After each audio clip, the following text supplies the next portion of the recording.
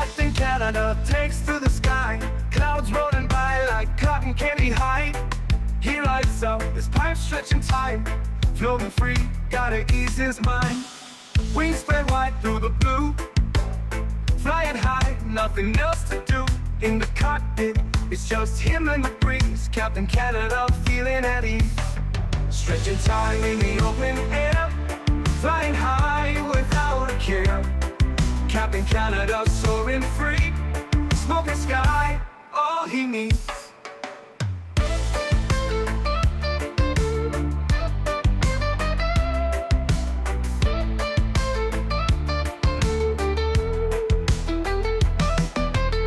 Turbulence can't shake his vibe, every puff makes him feel alive. He's the captain you can't confide, loving life and stretching time. Sunset glow as he climbs higher, heart beats to his own choir. With a grin, he takes another puff, for Captain seen no skies too tough. Stretching time in the open air, flying high without a care. Captain Canada soaring free, smoking sky, all he needs.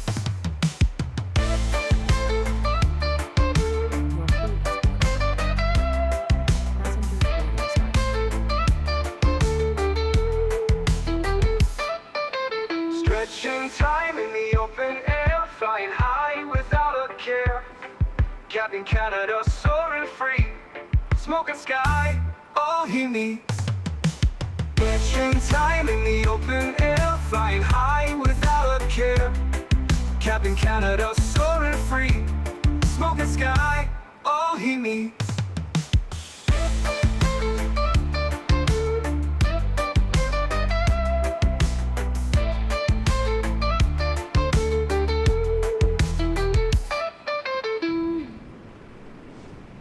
Hello everybody, welcome back to another Microsoft Flight Simulator live stream. I hope you're all doing well, my friends. Happy Monday.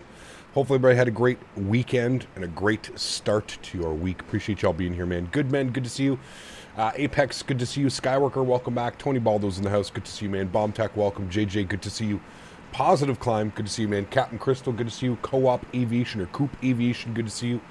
Jake, welcome back. Greg Elwell, good to see you. Jesse, welcome. Greg Feaster, good to see you. Benjamin, welcome back. Good men, good to see you. Gary P, welcome back. CHLM, good to see you, man. Juggle Stoomp, welcome back. Leonard Grant, good to see you. TonyBaldo's in the house, welcome back. Daniel Pena, good to see you, man. Samuel Pilot, welcome back. Wayward is here, good to see you, my friend. Sasha is here, good to see you. Bomb Tech, welcome. Erin, good to see you. Red Crafter, welcome back. Brandon, good to see you. Cameron, good to see you. Reggie, good to see you. Cyborg, good to see you. Philadelphia, good to see you. Philadelphia 8, something like that. Good to see you, man. Welcome back. Flight Sim Aviation, good to see you. BQ from BK. Welcome back, man. Hope you're doing well. Dom, good to see you as well, man. Welcome back. Hope you're doing well. Hope you're having a great Monday. Appreciate everybody being here. Thanks so much for coming to hang out, friends. We are currently boarding the aircraft. En route today to... Where are we going today, chat? RJBB. What is RJBB? Great question. I should probably know this. We're going to Kansai, Osaka. Kansai, Osaka. I think we saw this airport yesterday when we were flying over, but it's one of those like reef airports. It's like the, you know, they built it out in the ocean and then they have like trains and bridges out to the airport. So pretty cool, man. It's going to be a lot of fun. It is a payware scenery. I have put the link, or you can put ! scenery if you'd like, whatever is easier for you. But it should be a great day of flying. Very much excited for this one. Dazza, good to see you, man. Hope all is well, dude. I know last time we spoke you were kind of, you know, hopefully everything's up and up, man. Hopefully feeling better. You're looking for a job. Can anybody help you out? Well, a Flight Sim YouTube channel would not be the best place to look for a job, first and foremost. If you're looking for a job, I would suggest looking in your local area, not going on a YouTube chat to ask for a job. Leonard, good to see you, man. Welcome back. Hope you're doing well. Lilo Pilot, good to see you, man. Welcome. Sean, good to see you, dude. Welcome back. Hope you're doing well. Appreciate y'all being here, man. Let's jump inside the aircraft. Let's get this bad boy programmed, ready to go. We actually have ATC here today on the ground, guys. We've got tower and ground online, so that'll be awesome. Awesome, Dazza. Great news, man. Fingers crossed for you, dude. Thank you, thank you, thank you. Yavuz, what's up, man? Good to see you, dude. Welcome back as well. Hope you're doing well. Adulay, good to see you, man. Welcome back as well. Happy Monday. Thanks for coming to hang out. Appreciate it, man. All right, let's jump inside the aircraft. Let's get this bad boy programmed, ready to rock and roll. We are going into Osaka today. Should be a lot of fun. Very much looking forward to it. This is not live time. No, live time is like 1 a.m. I think somewhere around 1 a.m. So first things first, get our IFE and our cabin utilities to the on position. Let's get our Adiru aligned. We'll arm our emergency lights.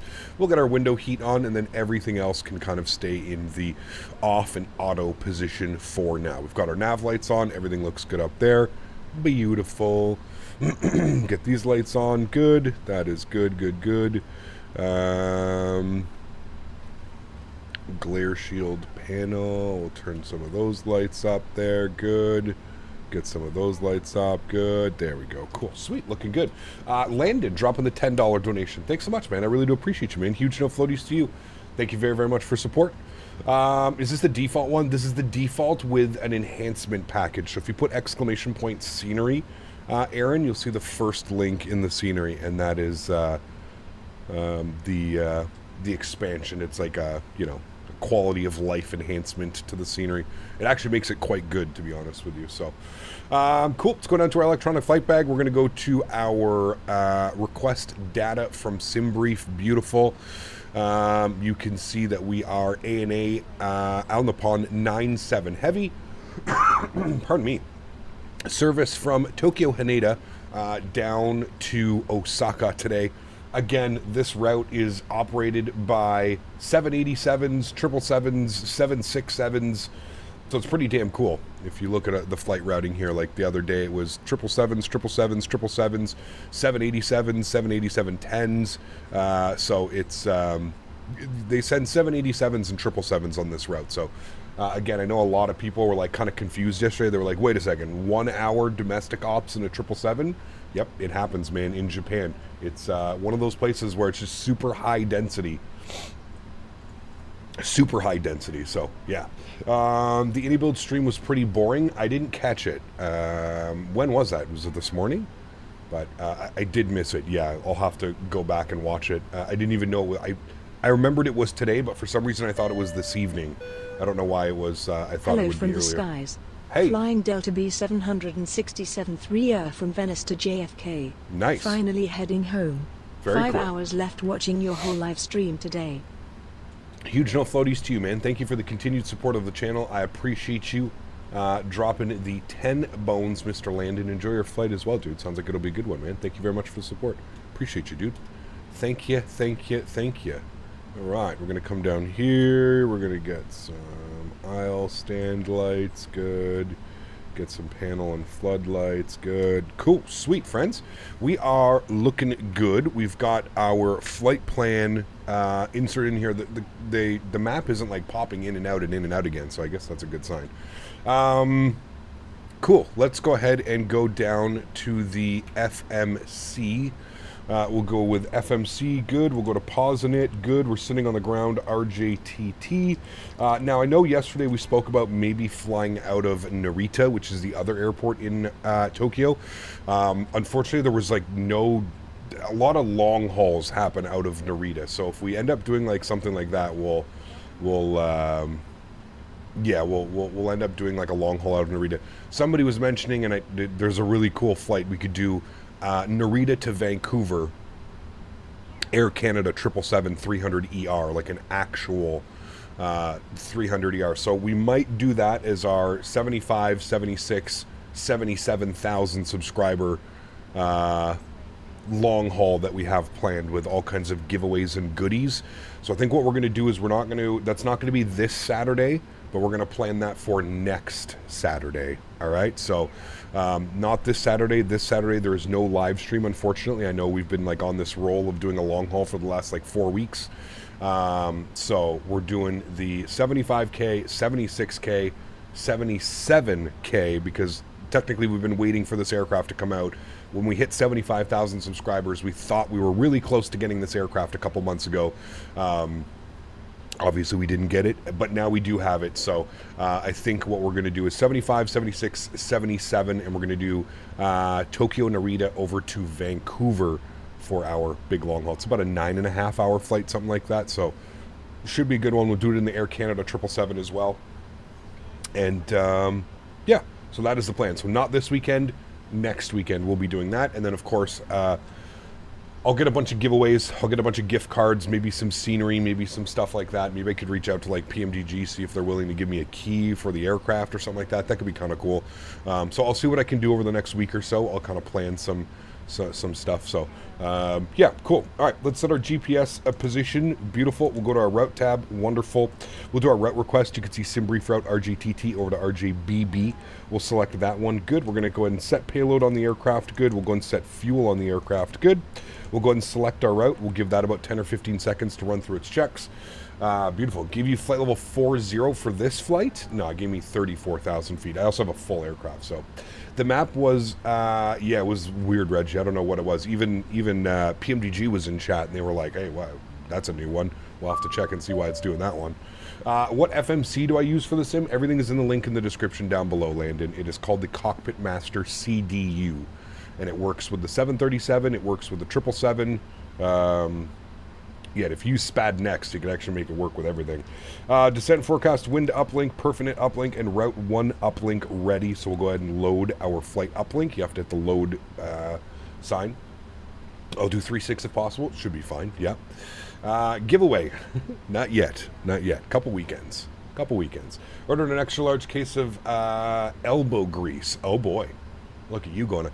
Chat, I may go to Chick-fil-A tonight. They opened a Chick-fil-A last week here. I may go through the madness of trying to get some Chick-fil-A today. We'll see how that goes. It would be pretty cool, wouldn't it? Getting some Chick-fil-A this evening. Order ahead. I don't think you can do that here, man. It's so damn busy, dude. You should have seen the video. I'll try and find the video of what it was like last week. Activate and execute for the first like couple days was just insane, man. You'll be the 58th car in the drive-through line. I'll take you. It'll take you 10 minutes. I mean, you're not wrong. I just hopefully Chick-fil-A brought the American, snappiness, and hopefully it doesn't turn into like a McDonald's here. Like there's been multiple times where I've been in lines for like 20-30 minutes. Waiting for like a fucking junior chicken or something, you know what I mean? Crazy. Okay. All of that looks good here with the aircraft. Before I do anything else, I'm going to go to the FMC comm, and we're going to do our wind uplink. We'll select that. We'll load all of our winds. Give that 2 seconds. Good. We'll execute that. Good. Winds are in, and then we'll load our descent winds as well. I might as well load everything. Winds are not going to change. As we found out this weekend, the winds only get updated once every 8 hours, it was, or 6 hours or something. So there's our descent winds. Good, cool. Everything looks good there. I'm happy with that. Before we do anything else, let's go to our init-ref tab. We're going to accept our init-refs. We're going to 34,000 feet, so we'll bug that up. Good. Zero fuel weight was 2075, which gives us a gross weight of 226.2. Good. Spliff Jam, what's up, man? Good to see you, dude. Welcome back. All right. We have ATC online, so we need to go get ready for that. I'm just going to go and pull up my sim brief, and it's going to be the Lacasse 3 departure out of 3-4 right. Chat. Bunch of people are online. Nobody's online anymore. All gone. All gone. All right. Well. No ATC out here, so I guess we just plan whatever the hell we want to plan. Good. Let's see what the winds are doing here in Tokyo, Haneda. RGTT, go to weather. Winds are 300 at 7 knots. Cavit conditions 27 degrees. I mean, it's pretty beautiful out here today. With winds at 300, let's have a look-see here. I'm assuming that we will probably be departing on 3-4 right. That seems like the most common and logical thing. Chat, was this the airport that that crash happened? It was this airport, right? Where the 777 was coming in and there was like a Q400 pulling onto the runway and they didn't notice and they smacked into the Q400, right? That was this airport, correct? I don't know if I'm right or wrong, but it was. Okay, cool. You're departing 3-4 left? Cool. All right, so we'll plan 3-4 right for the departure. We're going to be on the Lacasse 3 departure. So we'll find that on our list. There it is, Lacasse 3, and we're going to go 3-4 right. Good. We'll execute that. Beautiful. Let's go to our legs page. Everything looks good there. Happy with that. Good. Let's go to our arrival page. Here's where things become a little bit fun and a little bit spicy. For the arrival today, it looks like we're on the Dandy C arrival. And look at this approach, chat. This is going to be absolutely epic. We're going to fly this into the bay. It's going to be real nice. Okay, so we are on the Dandy C arrival. I'll find that on the list here. Dandy C is the arrival that we want. Yes, or the Dandick, whatever you... Nope, we'll call it the Dandy C. And then for our arrivals, here's where things become a little bit cool. Let's go to RJBB approaches. Okay, so we want to be landing on the right side, I believe. So we've got the ILS Zulu, which actually takes us in from Maya, which is the last waypoint. So that's probably the one that we're going to be selecting, the ILS Zulu. We've got the ILS Zulu Cat 2. We don't need to worry about that. We've got the ILS Yankee, which takes us a little bit further out on like a DME arc. And then we've got an RMP approach as well. So what we're going to do is we'll plan for the ILS Zulu. Perfect. Nothing wrong with that. So we'll go ILS Zulu 2-4 right. Yes, and we want the Maya transition, and we'll execute that. Good. Go to our legs page, scroll through that. We'll make sure we don't have any discontinuities, which we don't. Beautiful. Everything looks good up there, friends. I am happy with that. Fleps 70. Let's go, baby. Fleps 70. Okay, cool. Everything's done. Back to our KnitRef tab. Go to our perf page. Everything is plugged in there. Good. We'll go to our thrust limits. Let's go over here to the electronic flight bag. We're going to go to our performance tool. RJTT Tokyo Haneda. Good. We are departing on 3-6 right. Sorry, 3-4 right. I keep saying 3-6. Import from aircraft. Good. We'll flip this over to kilograms. Good. And then we'll import the weather. Good. We'll flip that over as well. Cool. Let's calculate our V-speed. So again, 89.8, pretty common for the N1 percentage. Takeoff D rate of 2 with a 45-degree cell temp. So takeoff D rate 2, 45-degree cell temp. Good. Takeoff flaps 5 degrees. CG weight 29%, which is going to give us a trim value of 475. Good. And then our V-speed's 48, 52, 57. 48, 52, 57. Everything is correct there. Everything looks good. We'll plug in those numbers. Beautiful. We're done boarding, so we'll go ahead and spool up the APU. Get that all ready to rock and roll. We'll get the seatbelt signs to the auto position. Good. Couple other things that we need to do. We'll get our traffic range rings on. Good. Traffic range rings on. And again, we don't have ATC, so we're just going to squawk 1000 today. That will be easiest, 1000, and we will put this on to TA only. Thank you. Good. Cool. Sweet. Good morning, Cap. Plans for the day off. Cutting grass. I swear, Sklit, that's what happens on all of my days off, dude. I'm out at the farm. We're either helping, doing stuff with the horses and around the farm, painting, all kinds of things, or I'm cutting grass for hours on end. So tomorrow, as we just fixed the riding lawnmower, we've got a new deck for that. Tomorrow will be filled cutting grass. I'll probably be out there for 4 to 5 hours probably tomorrow cutting grass. So yeah, get some billy goats. I mean, there's 20 something horses on the property, but yeah. Chick-fil-A is a must. The line must be as long as the line for Taylor Swift tickets. I don't know. I was just talking to a buddy. If we plan on going, we're probably going to go like later on in the evening. Like we'll go for like 8:30, hoping that like the dinner rush will kind of subsided by then. I feel like that's probably a good time to go, but yeah, we'll have to wait and see. All right, APU is on and available. I can hear it blasting away. Good. We'll go ahead and get that. We'll turn our hydro pumps on. Good. Seatbelt sign to the on position as well. We'll get our beacon lights on. Beautiful. Let's come down here. We'll go to our ground operations. We'll go ahead and close our left door, close our 2 cargo doors as well, and then we'll go and make sure that our park brake is on, and we will go to ground connections, remove chocks, which will also remove the ground power. Beautiful. Let's go to GSX. We'll prepare for pushback and departure. Beautiful. And let's start working on some things down here, right? So we'll kill that one. We'll go ICAS, left one, engine, good, back to MFD, center, checklist, good. Oxygen test and checked at flight instruments, heading and altimeter. Altimeter is set. Just need to bop that over there. 1009, good. Initial climb 10,000 feet. Initial heading 340, and our V speed was 157. So we'll bug up 157. Beautiful. Pre-flight is complete. Check on that. Good. Flight deck door closed and locked. MCP V2 heading track and altitude set. Takeoff speeds 48, 52, 57. Good. CDU pre-flight complete. Trim value 475. We'll bug that up right now. There's 4.5. There's 475. Trim is set. Taxi and takeoff briefings complete. Before start checklist is complete. Next is before taxi. Looking good, friends. And then what we need to do is we need to come down here and we need to go to our door management and we need to arm all doors. And that way we won't get a message. Good. Everything is set there. And then we'll just bump that up to our performance tool. Wonderful. Looking good. And the tow is connecting. And we'll get ready for push and start. Beautiful. Cap, how do you see the flights on Flight Radar? What do you mean, Jake? Just go to Flight Radar 24 and then the top right, either select whatever airport you want or select the 2 airports that you want to travel between.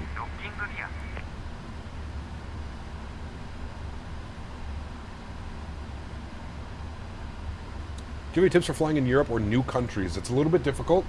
Make sure you have charts. Make sure you have access to charts. Slicks. Yeah.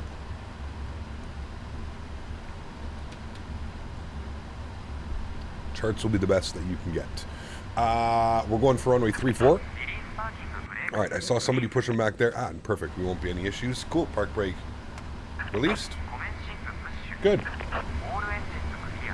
Let's go and get our block time on. Good. Block time is on. Upstairs. Fuel pumps on. Hydros are on. Everything looks good there. Engine number 2 over to start and run. Let's enjoy these sounds, shall we, friends?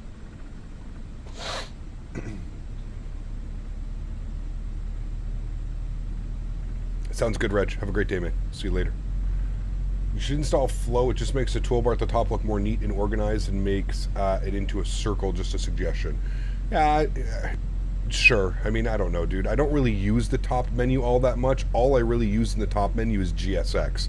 Is that worth me spending money to get like a little circle? If I'm being honest with you, no. I would much rather spend my money. Listen, man, there's one thing that I've learned about doing this in Flight Sim for a long time is that there are add-ons for everything that you could possibly think of. Do you know what I mean? For me, spending money on add-ons, it really has to be an add-on that like improves the quality of life. The only thing that I use from the top menu here is GSX. So to spend $20 on Flow, which I do agree with you, I've seen it in other streams and I've seen other people use it. It looks good, but spending $20 on something like I'd rather spend $20 on a scenery, right? No, Squid, I'm not on a budget. It's not what I'm talking about. I'm just saying spend your money wisely. You could spend $10s, $20, $30, $40, $50,000 on the simulator with all kinds of ridiculous add-ons that people have made over the years. You don't, just because someone made it doesn't mean you have to have it. If I was somebody and I used like a lot of these, like I used like the camera system or I used all kinds of these, sure, it might make sense. You know what I mean? It's free. I thought Flow was payware. I thought it was a payware. Are you sure it's freeware? I could have sworn it was payware.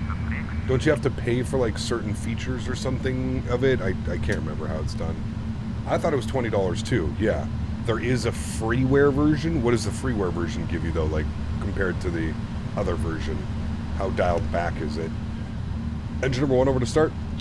And hey man, I'm not like Apex. I'm not getting angry. I'm just trying to tell you, man, like for me personally, not worth it, right? I don't use my toolbar all that much. You know what I mean?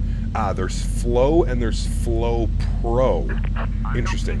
The Pro version is payware, but the free option honestly isn't great until you pay. Well, of course. They want you to pay, right? Like that's the... Did they fix the Temu sounds? Sure. Yes. Yeah. The aircraft has been updated a lot. I don't know. I used the FT Sim sound pack. Sad that I couldn't make it. Family came over. No worries, man. No worries. Does control period still set the parking brake in the PMDG? I have no clue. I've never used that split. I don't know.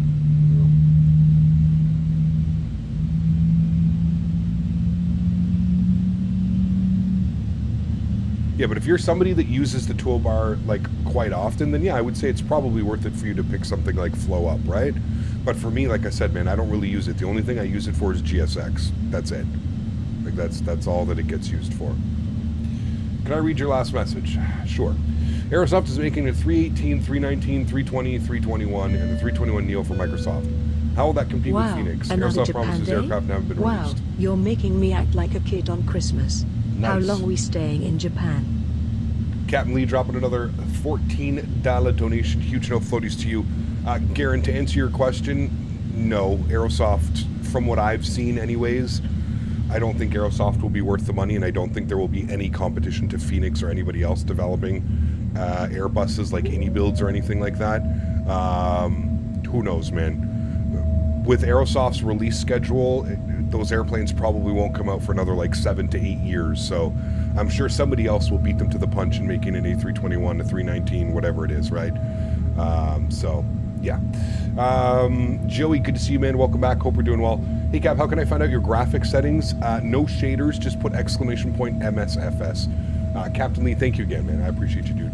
I flew the Aerosoft buses in P3D, and not gonna lie, they ain't all that. No, they're not very good at all. I don't think you've ever heard anybody say like, oh, hey, man, you have to go pick up the, you know, when you think about people flying in P3D, they're usually flying the FS Labs 319 or 320 or something like that. You know what I mean? Very rarely did you see people breaking out the Aerosoft Airbuses and stuff. It just wasn't, yeah, just not very good. 262 on the month for you, sir. 262. Thank you again, Captain Lee. I appreciate you, man. Huge no floaties too, dude. Thank you, thank you, thank you. FS Labs are immaculate, the phenomenal team and product. Yeah, I've never flown, like I said, man, coming from the X-Plane world, there's a lot of developers that I haven't flown, right?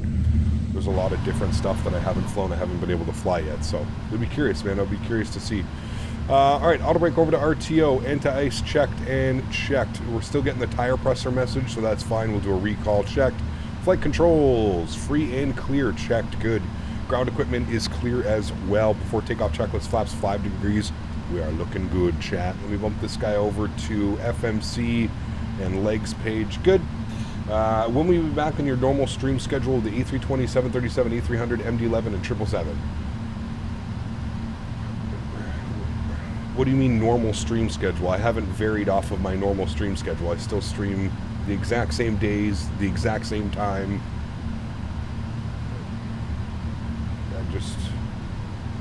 God, it must be Monday today, chat. Aerosoft buses are so mid that people would rather get a virus that their data stolen by FS Labs than fly them. True, yeah. GMC, my man, huge no floaties too, dude. Thank you very much for support. I appreciate you, incredibly kind. Thank you, man. Really do appreciate you, dude. Thank you very much for the 5 gifted members. Guys, if you're lucky enough to get a gifted membership, please show some love and chat to GMC, man. Thank you, GMC. I appreciate you, man. Thank you. You're not using Tobii Eye Tracker? I use Tobii Eye Tracker all the time, man. I'm just also one of those content creators that is very self-aware of what it's like to have constant head movements and people moving the camera and shit like that. It's not fun to watch, right? So I use the Tobii Eye Tracker when the time is right, when I need to taxi, when I need to look left, when I need to look right. I don't just sit here with... I don't just sit here with like Tobii on so that every time I move my head, it just picks up my head movements and stuff like that. Hopefully that makes sense to you, right? You mean the aircraft rotation? I have no clue, man. I mean, Garen, I was just stuck flying an A320 and a 737 for 3.5 years. So it's been 3 weeks flying an MD-11 and a 777. Yeah. Thoughts on a VR stream? Absolutely not. Absolutely not. You guys know I love my boy XP72. I tuned into one of his VR streams. I think I lasted about 30 seconds. Well, I'm sure for the user, it's fantastic.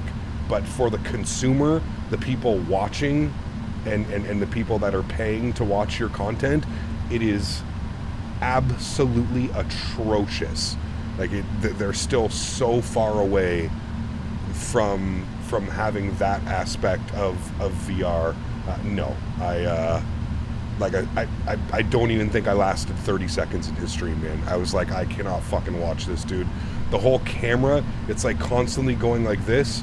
You're like trying to look at something and the whole camera's just going like this the entire fucking time, and you're trying to focus on like what he's doing and how he's landing, and it's just, dude, no fucking thank you, man. You could not pay me to put my community through that shit, dude. Nope. No, sir. Like I said, you guys know, man, I love XP. He's one of my favorite content creators here on the platform. Can't do it, dude. Cannot do it. It is atrocious. It's awful. Awful. From a viewer's perspective, and you know what's hilarious, man? And again, I'm not taking anything away from XP. Pimax has been reaching out to me for probably over a year now. They keep trying to send me one. They keep trying to send me one. And I have the same response to them every single time. Guys, I appreciate you wanting to work with my channel. I appreciate you wanting to, you know, work with my brand, whatever it is. VR is just not there for the user experience. It's exactly what I explained to them. I'm like, sure, maybe for me, looking through the glasses, it looks fantastic, but streaming VR is just, no. And I've refused every single time. They've probably sent me an email once every 2 to 3 weeks for the last year. Hey Kyle, just checking in. Kevin from Pimax here, wondering if you'd like us to send you a free unit for you to showcase on your streams. Nope. No thank you, man. No thank you. So, yeah, I've had plenty of opportunities to go VR. And, no. Not for me, man. Not for me. A lot of things need to get done for VR. To VR for, like I said, the user experience, man. It's not about me. I'm not streaming for me. I'm streaming, you know what I mean, for you guys and the content and stuff like that. How much is the Pimax? I don't know. I think it's like $1,000, $1,200, $1,300, $1,400. I don't know. They have a couple different models and a couple different steps that you can take in it, so I don't know.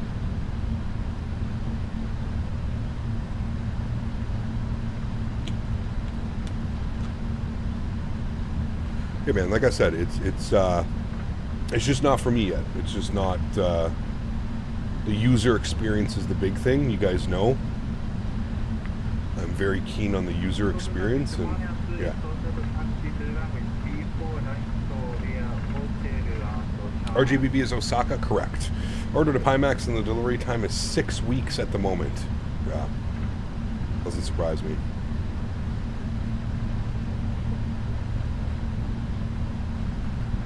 My Oculus Rift was on sale for $250 down to $400 when I picked it up a few years ago. Yeah, well, the Pimax is a whole different animal, Tony. This thing is, yeah, this thing's pretty wild. Pretty wild. Haneda traffic on the pond 97 lining up runway 34 right. Haneda.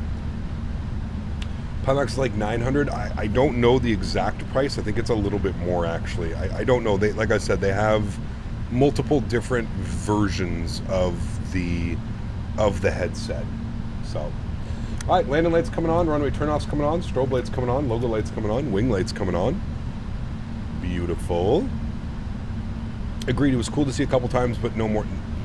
Hey man, if you lasted more than 30 seconds, Will, you got a stronger, like I literally can't, man. My eyes can't focus, and that's I think that's the big problem with like streams in VR is my eyes can't focus on like what's going on because it's so like shimmery and it's so blurry and it's constantly moving and jerking around. I can't do it, man. I can't do it, dude. And like I said, it sounds like XP was having a blast, but at the end of the day, man, you know, for me as like a full-time content creator, I think it's a little bit more important for you know, visually for chat to be enjoying it, you know what I mean? So, yeah. Justin, what's up, my man? Good to see you, dude. Welcome back. Hope you're doing well.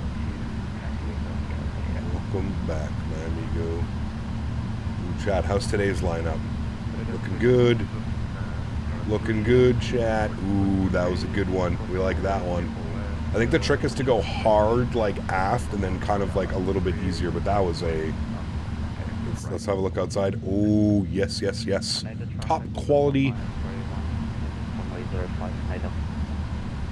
Right. Native traffic. On the pond 97, departing 34 right. Heading. All right. Yoke cam's coming on. Sounds going up. You guys ready to go? Let's do it. Throttles up. Chrono on. Toga. Let's go flying. Takeoff. Power has been set. Slight nose down pressure on the yoke. Airspeed is alive. 80 knots. We're neutral.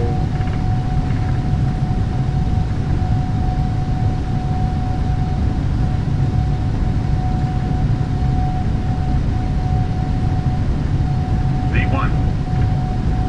Rotate.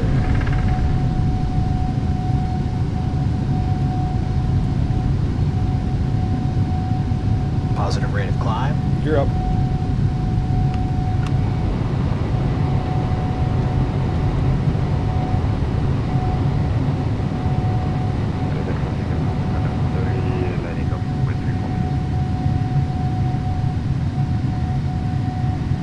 Start our right turn out immediately. Time power's coming in.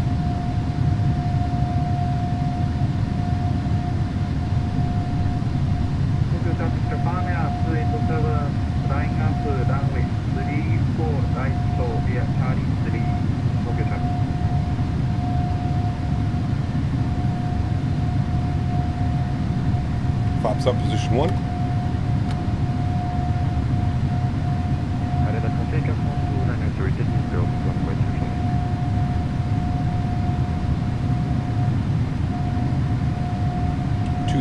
Flaps clean.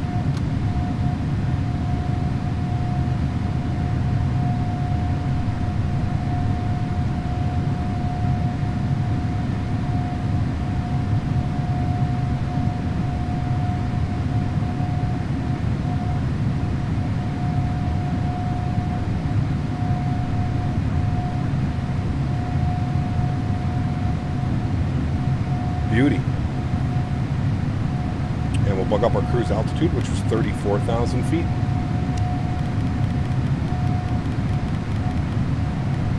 Good. Sounds back just a little bit. Don't need to go crazy deaf this morning.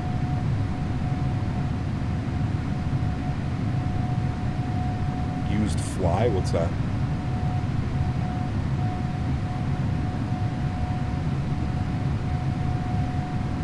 I feel like using this yoke with this aircraft is just a match made in heaven. I don't know if I've flown like a more precise, like the way that it just feels and the way that the aircraft reacts to it. I don't know if I've flown something that's just like so look, good. I already see Detroit down there in the harbor. Lol. I hope Anyway, not. how long we staying in Japan? Another couple days? No, just for today, unfortunately, man. Just for today.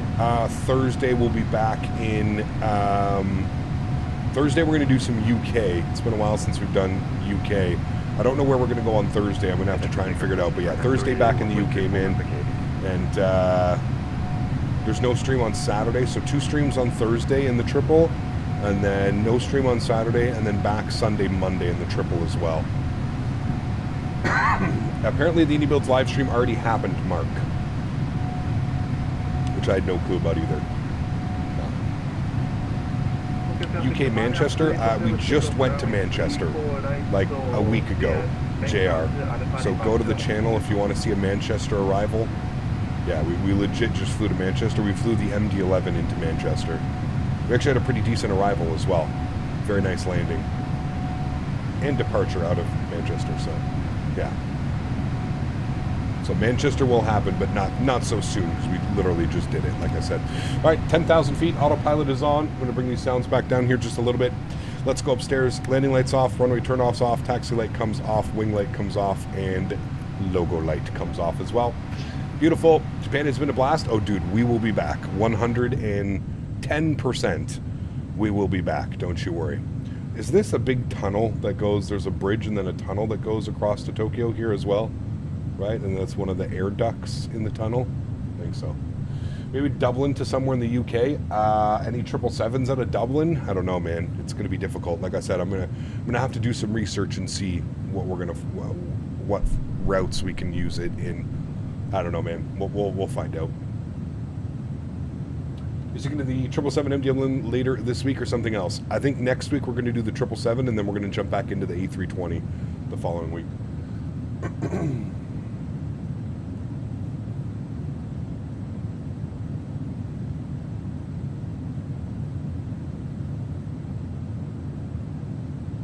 Doing LAX to London Heathrow right now. Nice. Very cool. Very, very, very cool. Man, what's been going on with the numbers on YouTube recently? It seems like the streams, like, I was even like, I tuned into, like, this morning before I went live, I tuned into a Flight Deck to Sim stream, and he had like 140 people watching his stream. Super weird, man. Super, super, super weird. I don't know what's going on. I think YouTube's doing one of those weird things where, like, nobody's, I don't know, it's weird. Like, we barely had 200 people watching that departure. We've been averaging like 500-600 people watching 777 departures and stuff. Maybe everybody's away this week or something, but did any builds delete their stream? I don't know. Tunuish, thanks so much for support, man. Appreciate you, dude. Huge no floaties to you. Thank you, thank you, thank you. Do you see the A300 got a big update and is on sale? It's not on sale anymore. It was on sale, Erin. Yes, I did see that it got a big update. Tunush, thanks so much, man, for the 179 rupees. Appreciate you. Says, I thought we were flying out of Narita. Correct. There are no, like, short-haul flights that I could find out of Narita. And honestly, I enjoyed the departure out of Haneda so much yesterday that I decided to just fly out of Haneda again. Yeah. For the last couple of weeks, YouTube has been recommending 15-year-old videos to you. It's weird, man. I think it's doing one of those things. What a flight to Nairobi. Yeah, we have to do that as well.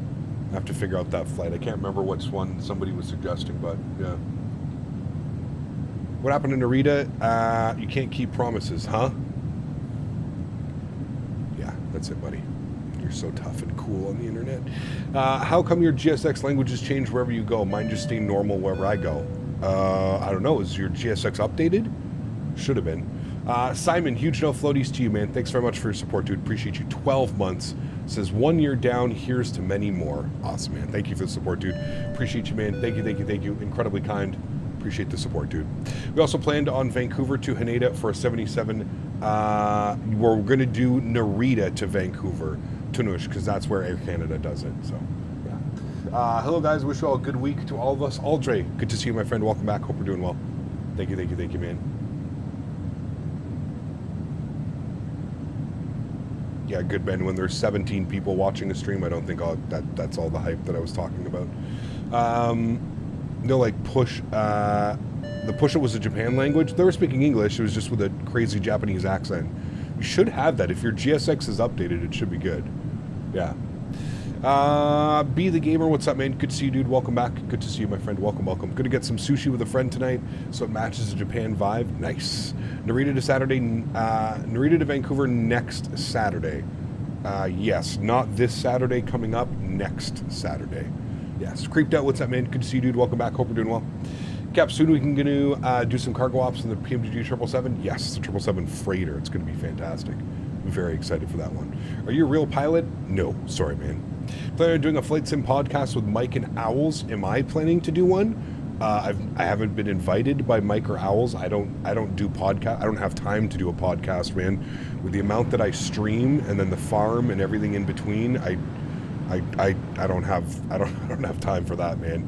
I haven't been approached or invited by either of them, so I don't.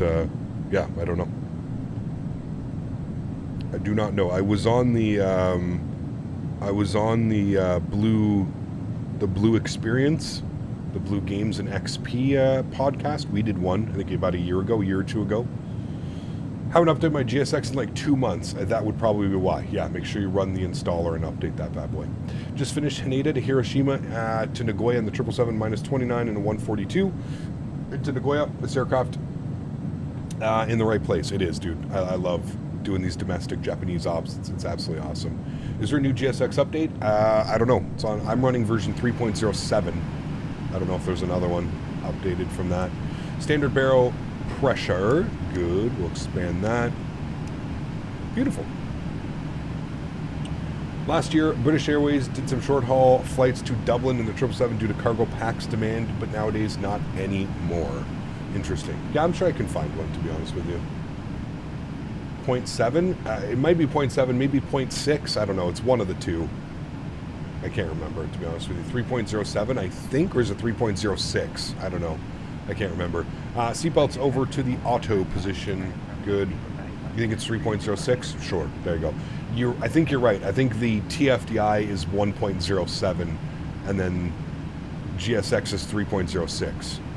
3.07 came out today, but the servers are down. Well, that's pretty common when they push a big update to GSX. Usually they have to take the servers down and then upload everything to the servers, and then give it some time. It'll be good to go. Can we watch XP's landing on the taxiway video? No. We save that for very special occasions. That is the ultimate special occasion treat. He's on the taxiway.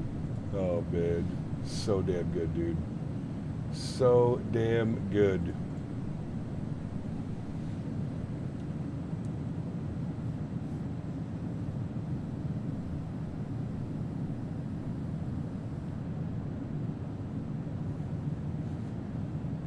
You should watch his 330 Neo VR landing. No, thank you.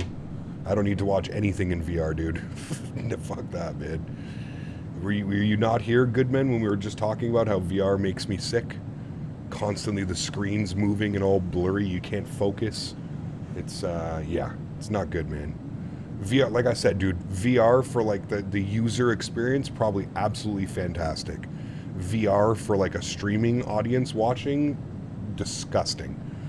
Awful in every aspect. I don't know how people sat through that and watched that. I tuned into one of his VR streams. I think I lasted 30 seconds. I was talking about that earlier. Not even 30 seconds.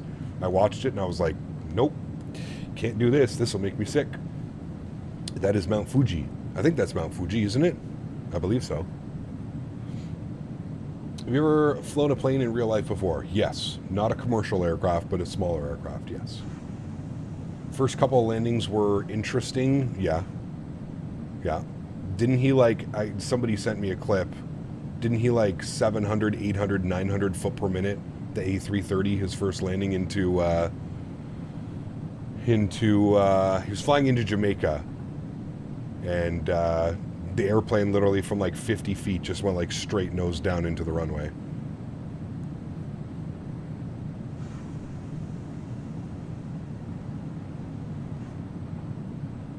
Your boy's been flying in his VR. It's been stuttery for us viewers. Well, that's exactly what I'm saying, right?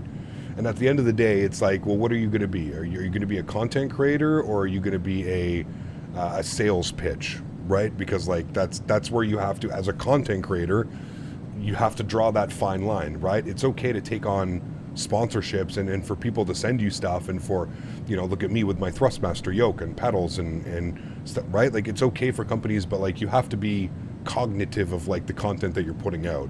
And for me personally, in my eyes and in my view, the streaming experience for VR is, it's so bad that I would never even play with the idea of trying to stream in VR. No. I would never, ever, like I said, dude, these guys have been trying to reach out to me for well over a year.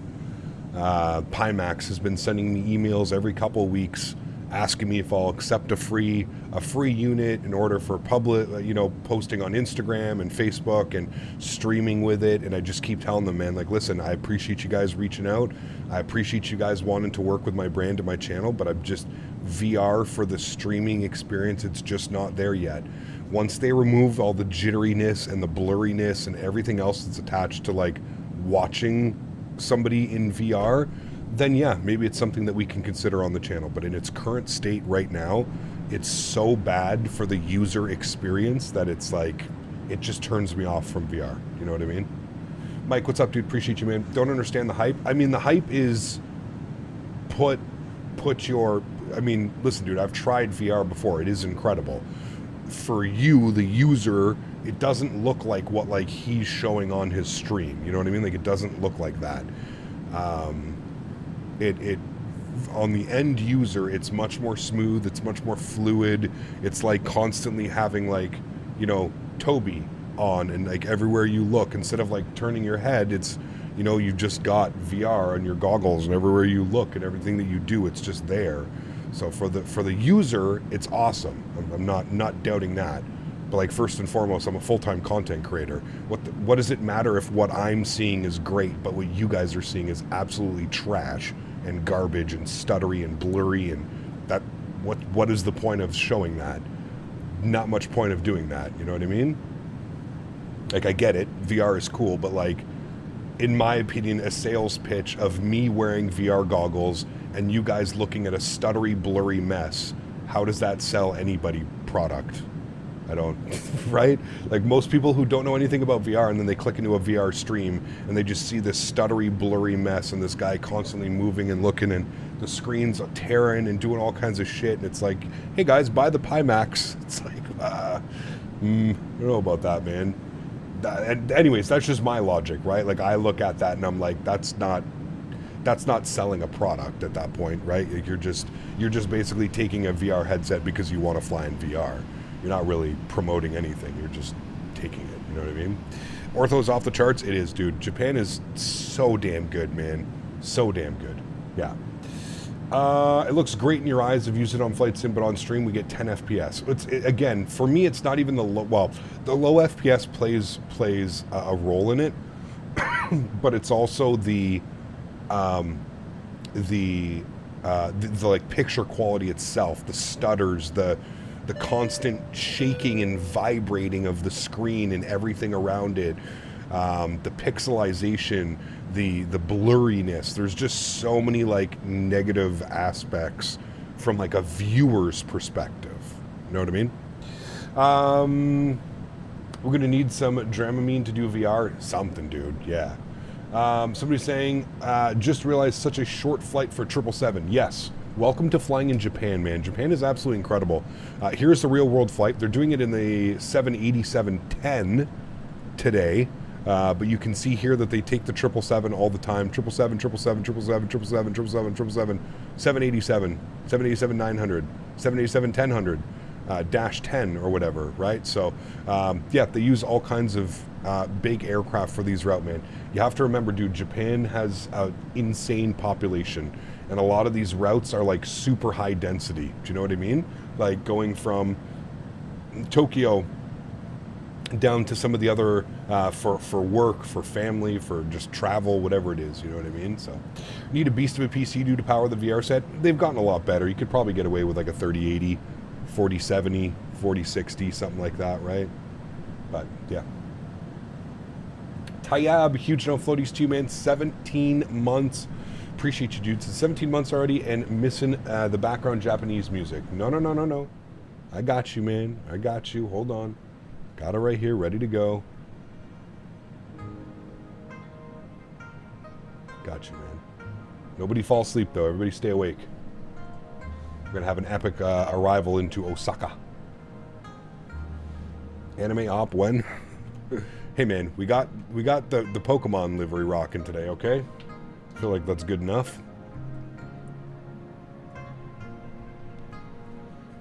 Back on an A220 already, tired of the 777. Back on A220 already, tired of the 777. What are you talking about, Andy? Hello, Andy. Nice to see you today on a Monday afternoon. You might want to make sure that your live stream is in the live position and you're not watching. Welcome. Happy Monday. Cap, you missed your 48-month milestone? Wait, what? Did I really? Hold on. Scrolling up. 48 months. Holy macaroni, dude. 4 years. Blue Crayon. Appreciate you, man. Huge no floaties too, dude. Thank you. Incredibly kind. Really do appreciate you, man. Man, thank you. Guys, let's get some love and chat for Blue Crayon. Celebrating 48 months. 4 years as a first-class member. Appreciate you, man. Thank you. I was born in 93, Pokemon. Still got my original cards. Dude, I wish I had my original cards, man, to be honest with you. James, thanks, man. Glad you're enjoying the content, dude. Appreciate you being here, man. Oh, shit, it's a Monday. Happy Monday. Oh, I can already tell it's a Monday by half of the comments in chat. Yeah.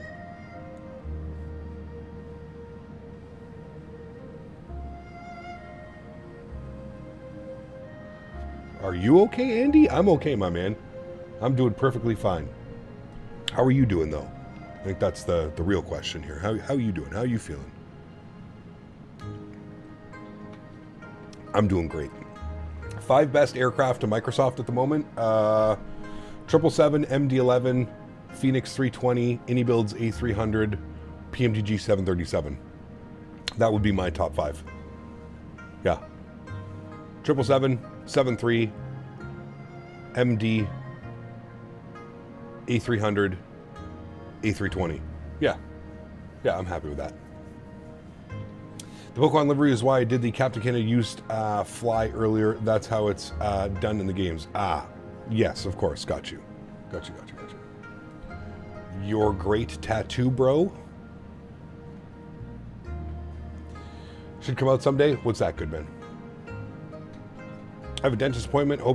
I hope my plane don't crash while I'm out for an hour. You'll be good, Jonathan. You'll be good, man. I'm glad I'm not the only one, Ken, who's realizing. Yeah.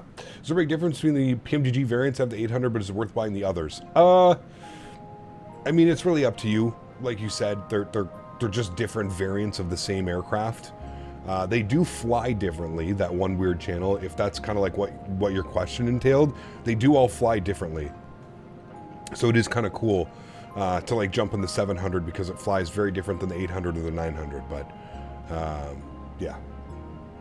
You're talking about the Synaptic A220? Yeah, not the, what's the one, the Virtual Coal one that just came out or whatever? The Virtual Coal A220? Oh boy.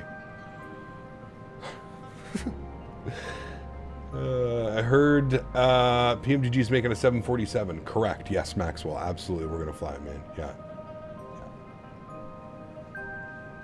Are you missing something? I think so. But I don't know.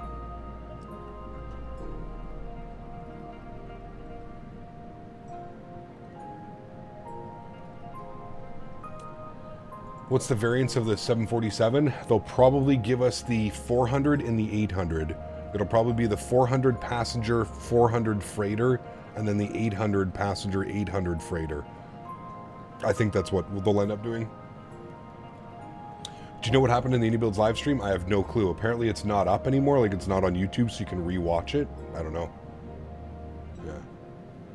Yeah, at least those guys clearly tell you what you're getting. I mean, I feel like that's the scapegoat lately, Ken. Like if you look at like all like the developers, like if you look at like Latin VFR and like some of the other developers, they're like admitting to giving you a shit plane and but then like being like, hey man, we know it's a shit plane, but like we're only charging you $17 for it. So like, you know, we know it's not good. We know we just took a bunch of things. So yeah. Yeah, Andy, I don't know why you're upset at me, my man. Like you're the one completely speaking out of context. I don't understand why you're upset at me and you're thinking that I'm doing something wrong. Scroll up and read your messages in chat and maybe you'll understand why it makes absolutely no sense. Do you want me to show stream the messages that you've been putting and how they make absolutely no sense? Because I could do that if you want. Like I can just go to channel activity and I can see exactly what you said. Yeah. Like is that what you would like? We can go down that road if you'd like.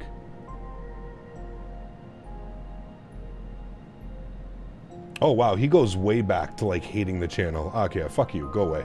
He goes like way back. He's had a bunch of blocked messages from Nightbot. See, this is a beauty, dude. I can go to channel activity now and I can see everything. He called me a liar for saying that the 777 was going to release at some point. Oh yeah, he's, fuck you. Go away. It's awesome that you can go back and you can like click on things now. It's so good, dude. I love the tools that YouTube has started including in some of the moderating stuff, man. It's just incredible. Just incredible. I must have been confusing him with somebody else, somebody who is actually like a normal human being. I must have confused him with someone else. That's not who I was thinking of. But yeah, this guy's been timed out a bunch for like saying stupid shit, and yeah, bye-bye. Good riddance. See you later. Boot camp activated. You have been kicked out of summer camp. You know how hard it is to get kicked out of summer camp, man? Should feel very special. Why don't you go around with all your friends and tell them how you got kicked out of Camp Canada summer camp? Cap, which is the best, the CRJ or the ATR? Probably the ATR because it's actually been updated, Ludwig. Yeah. You want the 777, LR, and F. They're coming. They're coming, man. We'll get them sooner than later, that's for sure. We'll get him. He's 10 ply, bud. Oh, man. Yeti, what's up, man? Good to see you, dude. Sunny, good to see you as well, man. Welcome back. Hope you're doing well. Currently, no one at Kanzai. Ah, we're the only ones coming in then. Should be nice.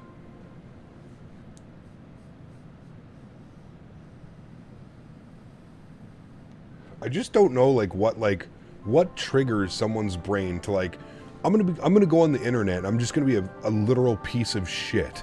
That's what I never understood that. He must be a piece of shit in real life too, right?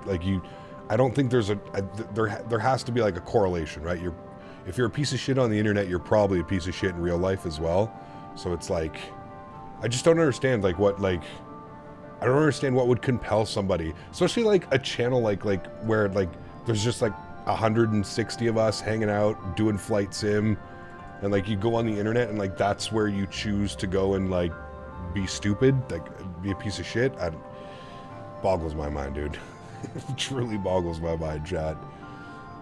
I would never have just so much better shit to do in life, man. So much better stuff to do in real life. Go out, see your friends, go chase some girls, go smoke a joint, go drink a beer.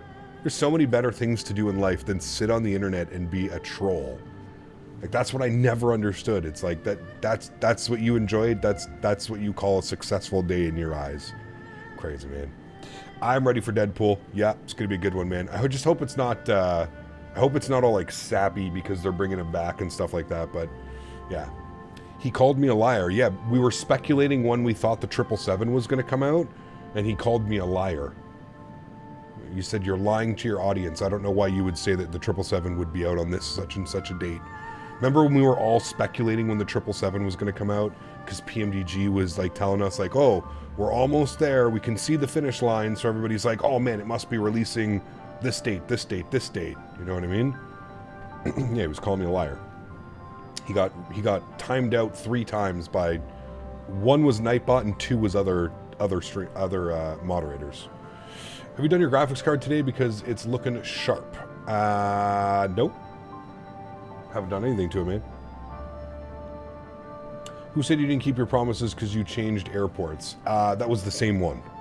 No, that was a different one. He's gone too. Yeah. Listen, dude. I've been doing this so long, man. I don't, go away. Take your subscription. Go fuck yourself. I don't need you. I don't give a shit, dude. I really don't care. Like I said, if you're going to come in here and be a piece of shit, bye. You're gonna see you later, man. See you. I don't need your subscription. I don't need your extra 1 subscriber number next to my name. I don't need any of that, man. See you later, dude. Bye. They're all troll accounts anyways, man. They're not actual accounts. They're just all troll accounts. He's probably going to be back in a different one. He'll start off for a couple weeks. Everything will be normal, and then they all revert back to the way that they were before. You know what I mean?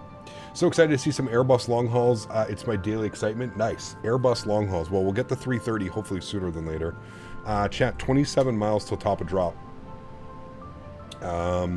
If we look here at the arrival, we need to be at Maya for 4,000 feet. So we're going to bug up 4,000 feet at Maya. We've already done our descent winds, so we don't need to do anything with that. We can just leave that like that. And there is the arrival, my friends. We're literally going to fly past the airport and then all the way back and down and in. The airport is actually kind of down here in this bay. You can kind of see it. That's the airport right there, chat. That is literally the airport on a man-made island out in this bay. I don't know what bay this is, but it's in this bay. And it's really cool. We're going to fly all the way past the airport and then we're going to come back around like this and then down like that. It's a really, really, really cool approach. Really cool. Yeah. Is Tendi banned? Oh yeah, we've never looked back. Now, to be fair, Davis, all of these dumbass accounts that have been in here over the last day or two. It could just be Tendi, right? Like, we don't know. So, yeah. We need to check on patches. You know what's hilarious, though, is Tendi is still in everybody else's stream. Tendi is still in Maverick's stream, Mickety Mike's stream, Owl's stream, all of them. Hello, Burke. Welcome. Hopefully you're not a Tendi V2 account. Tuesday, new scenery, deep dive into scenery making process. Wednesday, new line of aircraft products, plus new aircraft announcement. Thursday, 350 teaser video and features, plus 350 submitted questions. That's this week. They're doing like a video every day, Lilo? Is that what they're doing?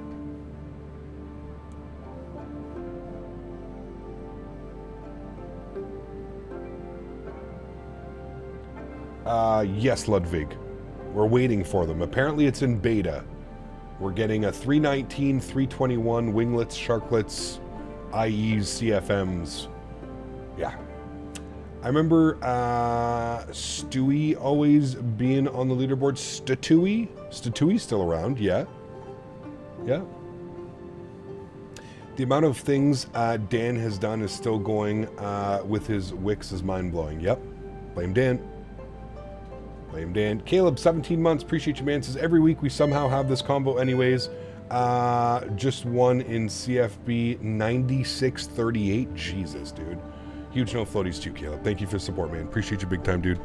Thank you, thank you, thank you. 17 months. You're going to have to pay to get the winglets for the 320 if you already own it. Not the winglets. No, winglets are a free update.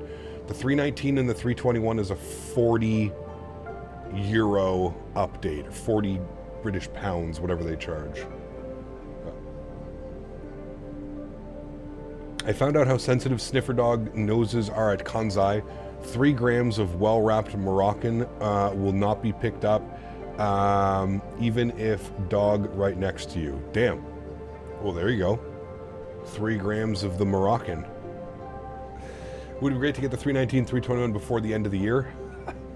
Maybe that's what they meant when they said that. Maybe that was what they said all along, Sonny. Instead of at the end of last year, maybe it was at the end of 2024. That's what they went. Hey guys, we're going to have it out by the end of 2024. Have they set a release date? It was supposed to come before Christmas time last year, Blue Crayon. December 2023 is when it was supposed to come out. And they have said absolutely nothing since then. We are now 8 months, just over 8 months past when they said that it would be out before Christmas 2023. I'm telling you, dude, only in Flight Sim, my man, only in Flight Sim will you get this kind of stuff. I honestly think, and hear me out for a second, and I know that Phoenix makes fantastic products, but I almost feel that at this point it was kind of like just had to have stance in the community. Just in case anybody else was making a 319, a 321 that Phoenix wasn't aware of, I feel that them saying like, oh, you're getting it, but I feel like it was complete bullshit from the get-go. And I don't think Phoenix is a bad company, but I also feel like it was just like a stance in the community, right? Kind of like Bluebird announcing that they're making a 787, but it's not going to be finished for like 2 or 3 years. I feel that that's all that was. I feel that Phoenix knew they would never get the 319, 321, IE engines, sharklets, whatever, everything out. I feel that they knew they would never get it done before the end of the year, but they said it to deter any other developer that might be close or heavily into development on a 319 or a 321. That's just my hot take. I don't think I don't think Phoenix is a bad group of people or stuff like that, but I just feel that that's what's going on. Because like I said, there is no way that you can miss an internal, like, that's what I'm saying. They had to get together as Phoenix, as a development group. They got together. They obviously had working 319 and 321s and was beta testing and whatever. And they decided that they could say before the end of the year, we're giving you this aircraft. This aircraft will be out before the end of the year. There's no way that you missed that by 9 months. 9 months. As we were talking about yesterday, that's almost, it took them 2 years to develop the Phoenix A320. That's almost half of the development time that it took you to push out your first aircraft. Just crazy, man. Just realized mods have channel activity functions now. Well, what do you mean by channel functions, Sonny? Because it depends on your, like, you're a standard moderator. When I make a moderator now, I can, oh, you can see user activity. Yeah, absolutely. Yeah, you can see all that stuff now. Yes, they've added that. They actually added that a while ago. So before you ban somebody, let's say somebody is being stupid, Sonny, you can go and you can like time them out for 15 minutes or whatever, and then you can click on user history and you can go see, and it'll show you how many times they've been timed out, what they've been timed out for, the comments that they're saying, blah, blah, blah, blah, blah, all that stuff. So yeah, it's good. Yes, the airport is right here. It's off in this bay, as I was saying. It's pretty cool. It's really cool, actually. That is our airport, friends.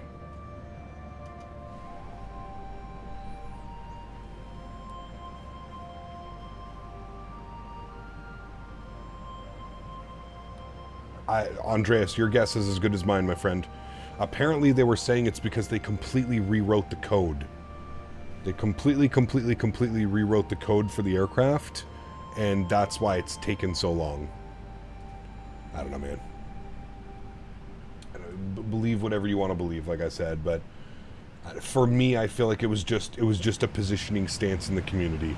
They were just making sure that nobody else, they knew that they were probably still a year away from getting it, and yeah. Hello Gino, welcome back, hope you're doing well. We are on the ILS Zulu for 24 right. Good. Let's go and get some minimums. 216 on our Barrow minimums. Barrow 216, plug that in. Just realized how short of a flight this is for 777. Yeah man, all of these flights are, dude. 217 on the Barrow. Was it 217? 260. Yeah, all these crazy flights, man, in Japan on these, and they're all real-world routes, which is even crazier, right? Like, all you have to do is go to Flight Radar 24 and you find them. Like, what's even crazier is they're operating this flight on a 787-10. That's a big airplane, man. I think that holds around the same amount as the 777. Now, to be fair, they're also sending the 777 on this route as well. The last 777 that flew on this was the 10th of July. So 12 days ago, a 777 flew on this route. So, yeah, pretty cool. Pretty cool, man. That's what's really cool about Japan, flying in Japan. It's very different. These high-density routes, man. It's pretty crazy. All right, let's check out our Q&H here. Q&H was, I got to get a little bit of drag out here. Q&H into Osaka was 1009. So I will bug that. 1009. We'll get that pre-selected. Good. 14,000 feet transition altitude. Should be correct, right? 14,000 feet. Yep. Good. There we go. Now we're back on profile. Can get those back in. Good. All right, let's do some checklist here, shall we? Descent checklist recall. Well, we'll do our recall. It's going to tell us tire pressure. Again, it's a bug. Don't worry about it. Tire pressure. It's good. Cool. Notes good. Auto brake. We're going to go to position 3. Landing data. We're going 140, which will be 145. And our minimums are set. 216 on the barrel minimums. Good. And approach briefing is complete. We're doing the ILS 24 right. Good.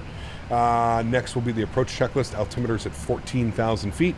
We're coming through 15,600 feet, so it's almost time for that as well. Beautiful. Looking good, friends.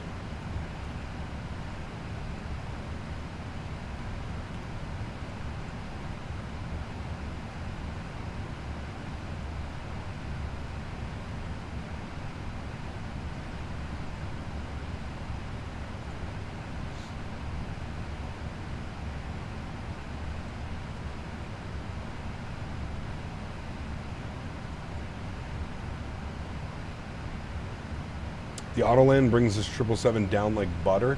This thing is an absolute butter machine, man, in my opinion, to be honest. Absolute butter machine.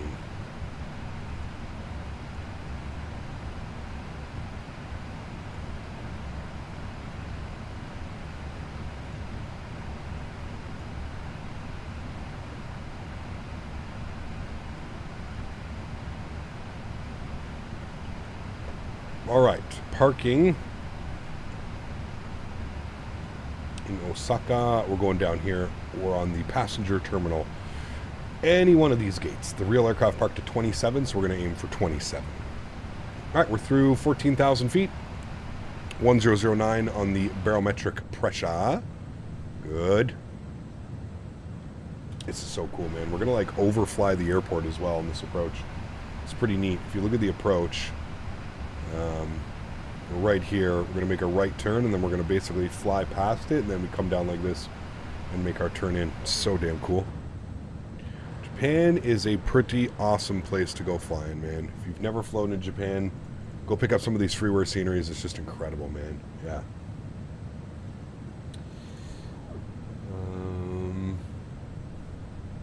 Got to be fully configured by 1,500 feet. Yeah, I usually like to be configured by about 2,000, 1,500, somewhere around there. Yeah. Ecap, yesterday I got on VATSIM. I had the airplane was following the route nice and smooth and just suddenly stopped. Do you know why? Could be a million things, Russ. I don't know, man. Without like actually physically seeing it and seeing your system and your build and your AirAC data, and it could be anything, man. Could be anything, dude. No matter what sim, Japan always has great freeware. It does, yeah. How much does your promo code for Thrustmaster give off? Like how much present of? Can't check myself because I'm not at the house on vacation.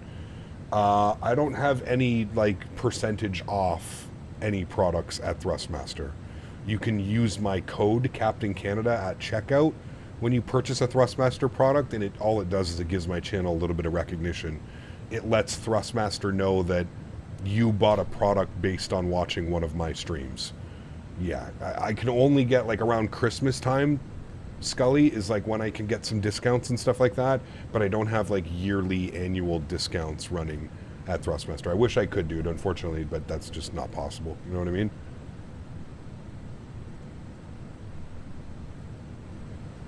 Photogrammetry in ortho, dude, it's incredible. Absolutely incredible out here. Cities down there. It's badass, man. Look at that golf course. Let's go play golf and chat. Is there an equivalent flight radar on Microsoft where you see other players? David, yes. Go to radar-vatsim. It's a great little website. Radar. Hold on. Let me see if I can find it. What is the web? I think it's called vatsim-radar.com. vatsim-radar.com. And yeah, it's a badass website, dude. Badass website. There's all of us coming in now. You can see there's an aircraft in front of me. He's coming in. We've got a couple aircraft behind us as well who are coming in. So yeah, it's pretty cool. Speaking of which, I guess we got to start being a little bit careful of that aircraft in front of us. So what I'm going to do is I'm going to bring my speed back to like 220 knots, 210 knots. Whatever airplane is in front of me, if you can keep like if you keep 240 for the next little bit, and I'll keep my speed down here at 210, we should be good. Until like 15-mile final or something like that. Yeah, vatsim-radar.com. Great website.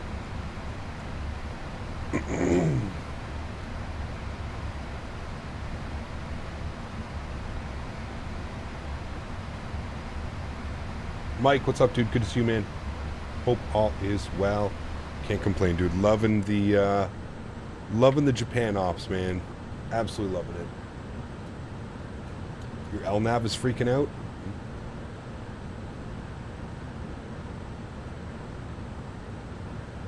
You get an AIG right now? Oh, don't get AIG. Get FSLTL. Don't get AIG, man. AIG is so heavy on performance. Like, if you fly into an airport and there's more than like 5 or 10 airplanes, you're absolutely screwed, dude, and you have AIG. It is crazy on performance. It's just not worth it to me. Yeah, there's some cool liveries, not to mention the install process. Oh my god. AIG install and updating process. Brutal. Brutal, man. FSLTL is great, and then if you're missing anything, like you don't have the MD-11, get the IVAO. IVAO model matching is great as well, because then you can just, with the IVAO model matching, you can choose which ones you want to download. So, IVAO MTLs are good too. Yeah, they're not bad. They're not bad. Definitely much better on performance, Diabetic Lad, for sure.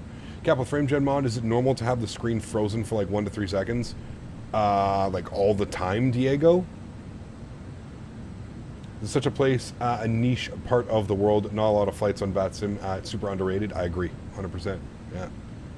Have you done tabletop airports? No. FSLTL is good, but it's missing a 7.5. See, so for anything that you noticed, are you sure it's missing a 7.5, Travis? I mean, maybe, I don't know. I'm going to take your word for it, but something, I feel like I get 7.5s in my sim all the time. Maybe not, though. But yeah, I use FSLTL, and then when I have any other, like, some model that's not model matching or something, I just get it from the IVAO one. Because like I said, what I like about the IVAO is you can like specifically go and be like, okay, install all MD-11s or all A300s, or just like, you know what I mean? So you can pick certain aircraft.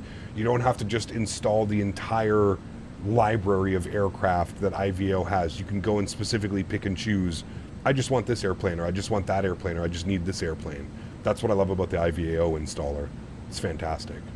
AIG is just, it's too heavy on performance, man. I mean, maybe it's changed in the, it's been a long time since I've used it, but my biggest complaint about AIG earlier on when I was using it, before I went over to FSLTL, was the performance, man. It was just brutal. The second it's loading like 3, 4, 5, 6, 7 airplanes on the ground, or as you're flying into an airport, it's just your performance tanks. Do you actually have to get IVAO to get the model matching? No, you can just go to their website. You can just download the model matching. Oh, dude, you're overnight install Gaston. Yeah, like put it on your computer and walk away. You know what I mean? Yeah. 777 wings look like a private jet wings for PMDG. They're nice. Using both FSLTL and AIG with a MES system, haven't had any issues. Hey, man, I mean, kudos to you, dude. Like I said, maybe they fixed it. Maybe they've done it. There's the old airport. We've landed at this one as well. I think that's Kobe, right? That's Kobe? Yeah, it is. RJBE, Kobe. We've been there before. Pretty cool.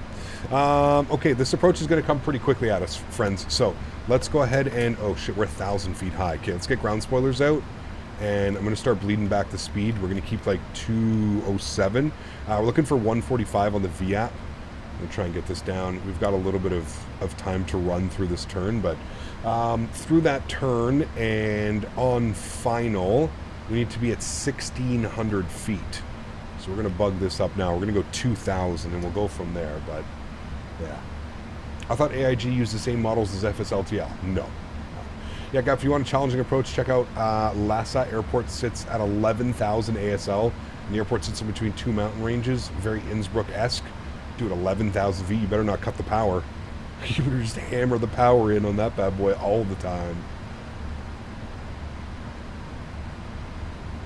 Kev, do you fly to China in meter measurements? You can. Most of the airplanes you can change it between, like, you know, you can change between meters and do some stuff, but yeah. Where is it? It's Russia and China, right? That use meters and stuff like that.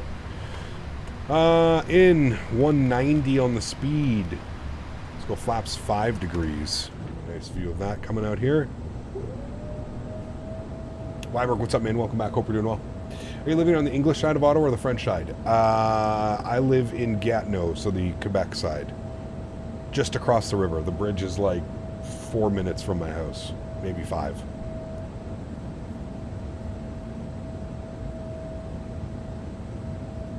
Thank you, Isaac. I was looking for it, but it's on the EFIS control panel. There you go. All right, friend, speed's looking good at 190 knots. Again, our V-approach speed was 140, 145 is what we're aiming for.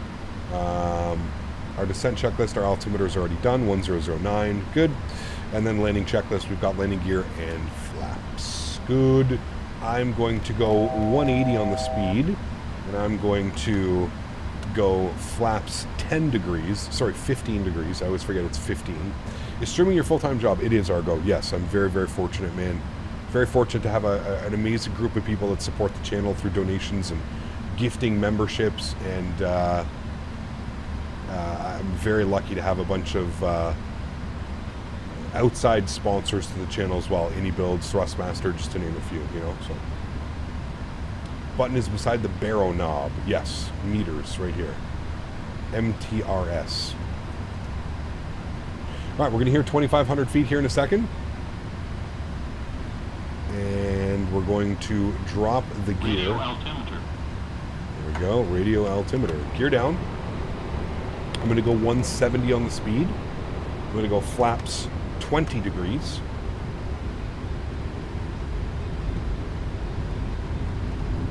Good. And again, we're going to roll out on a pretty short final here. To be fair, we're okay. We're a little bit low right now. I'm actually going to go 200 feet per minute to 2,000 feet. Because it's still going to roll us out on like a 6-mile final, 7-mile final. I think it is at Polo, yeah. I think I have all the call-outs on.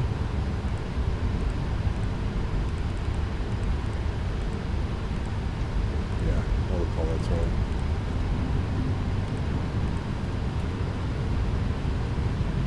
Alright, I'm going to arm localizer. Loc armed.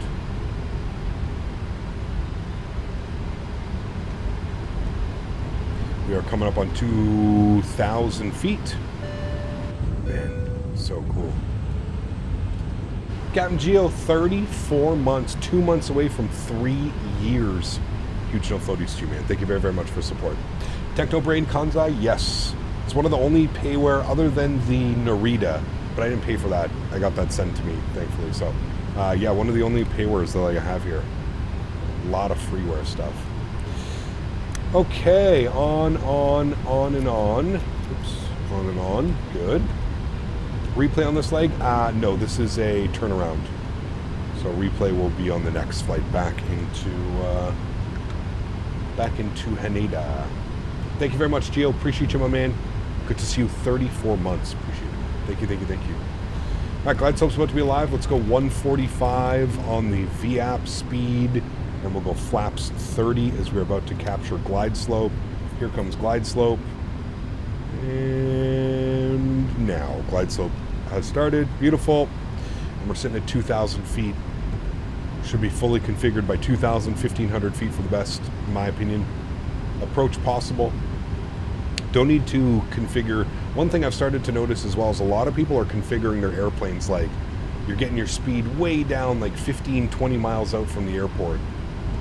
I've noticed it a lot on VATSIM recently. People kind of, you know, they're going 135 knots, 12 miles out. And it's like, guys, how are you such a great flight sim streamer? I wouldn't really consider that, man. I don't know, dude. Attention to detail and constantly pushing myself to be better.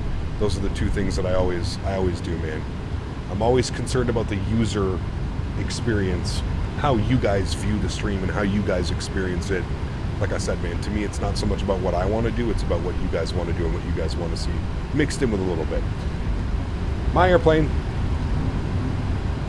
Let's do it, friends. There was no horn disconnect, which is a little bit weird. No autopilot disconnect button. Although we saw the light light up, there was no horn. All right, flying in over water, I always tend to get a little bit low on the glide slope, so I'm going to do my best today to not do that. All right, chat? 1,000. Checked. Remember the Alaska approach? I kind of fudged the Alaska approach as well. 160 till 4 DME. I mean, you could do that. I guess it depends what aircraft you're flying. Some aircraft are a little bit piggy, and that could be a little bit difficult. But yeah, I usually like to do, you know, by about 6 to 7 miles, I'm fully configured. About 5 to 6 miles fully configured. It's usually what I'm looking for. That's what I can suggest as well. All right, friends, don't flare till 20 feet. That's what we're trying with this one here. Don't flare to 20 feet. That wind is pretty nice, 11 knot gusting, kind of quartering crosswind. Keeps bringing that nose up. 400. There we go. I like that slope. 300. We're going to have a little bit of a correction. That's like 15 knot crosswind now. So we are going to have a little bit of correction here. You can see the nose is kind of pointed over to the left. Minimums. Continue. 100. 50. 40. 30. 20. 10. All right, a little bit of correction. Hold it, hold it, hold it, hold it. Beautiful, chat. Nose down gently. Reversers are out. Oof, that was an absolute breeze. Why didn't LRM work? Hello? That was an absolute breeze. Holy.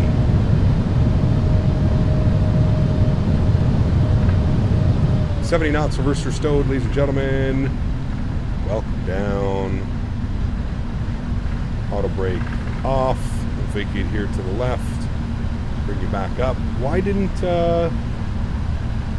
is it not running? I definitely launched it. No, it's running.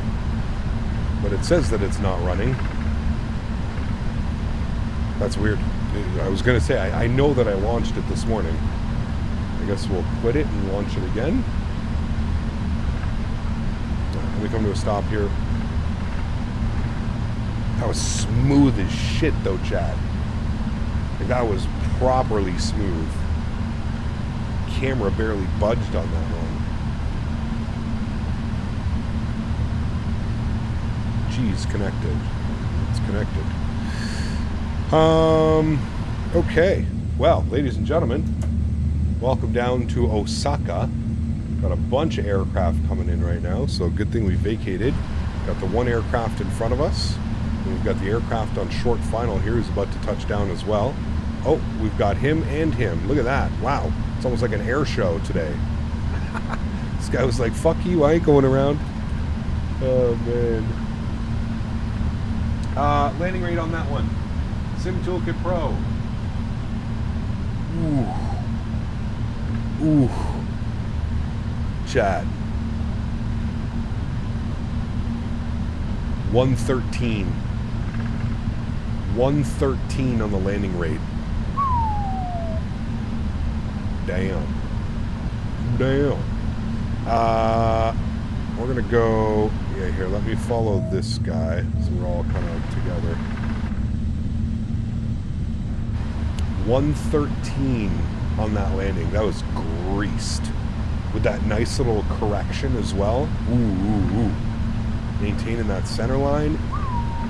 Alright, landing lights are coming off, runway turnoffs coming off, taxi lights are on, strobe lights are off, wing lights are off. We're stopping our flight time today, 57 minutes on the flight time. Good. Flaps are clean, spoilers are in. Good. I personally got a 100, but yeah, it's fucking Cap Nolan. Where's Cap Nolan? Personally, Captain, I did better than you because I got a mine.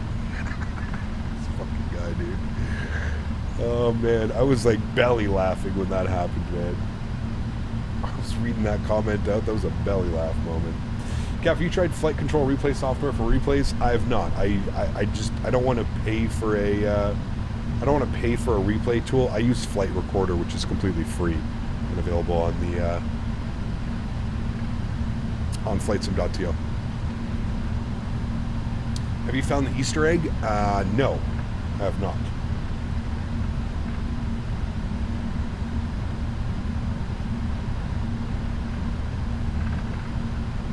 It will be included, yes, correct.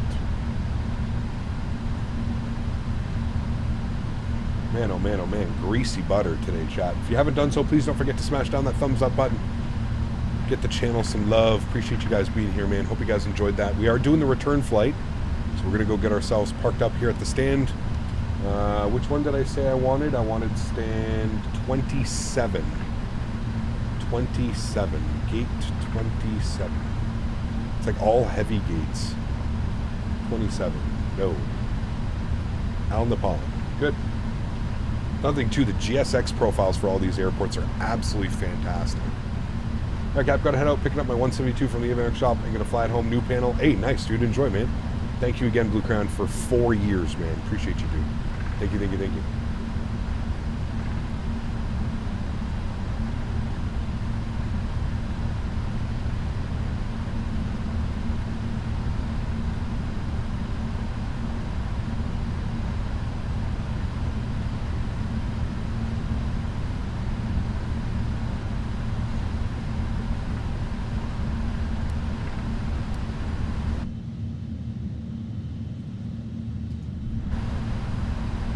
Keen, good to see you, man. Welcome back. Hope you're doing well.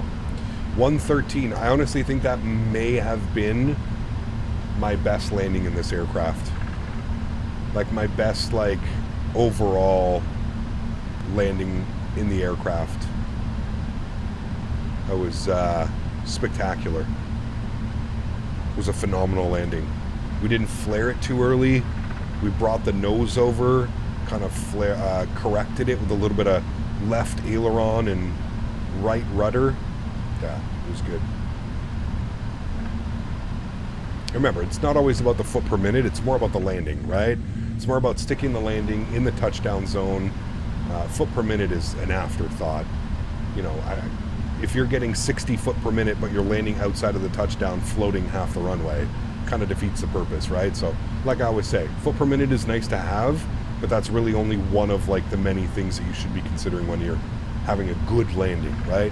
1,000 footers, 1,500 footers, that I'd rather see you get 250, 300 foot per minute, but put it on the 1,000 footers or the 1,500 footers every time. You know what I mean? I would still much rather see that.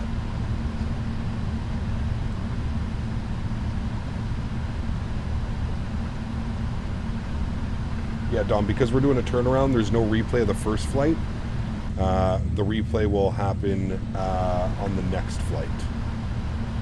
All right, we want to make a left here onto Romeo, which I believe is right here. Yes, Romeo, and then we're looking for stand 27.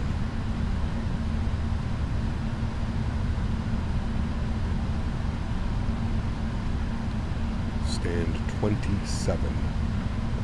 Stand 27 should be, let's see here, a little bit further down. That GSX profile made me park into the marshaller. Oh. I don't know, the GSX profiles are fantastic here.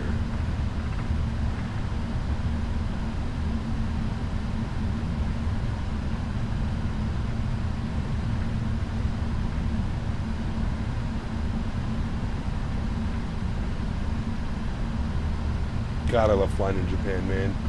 Look at that bridge over there. It's so cool, dude. Where's the brake fan button on this bird? I don't know if it has one. I think they're automatic. It's not like Airbus where you have to like turn one on. There's a superb free souvenir for Osaka Itami just across the bay. Is that Kobe as well, Matteo? Yes, if it is, we've flown into that one. Yeah. Your 4090 clouds are broken? What do you mean?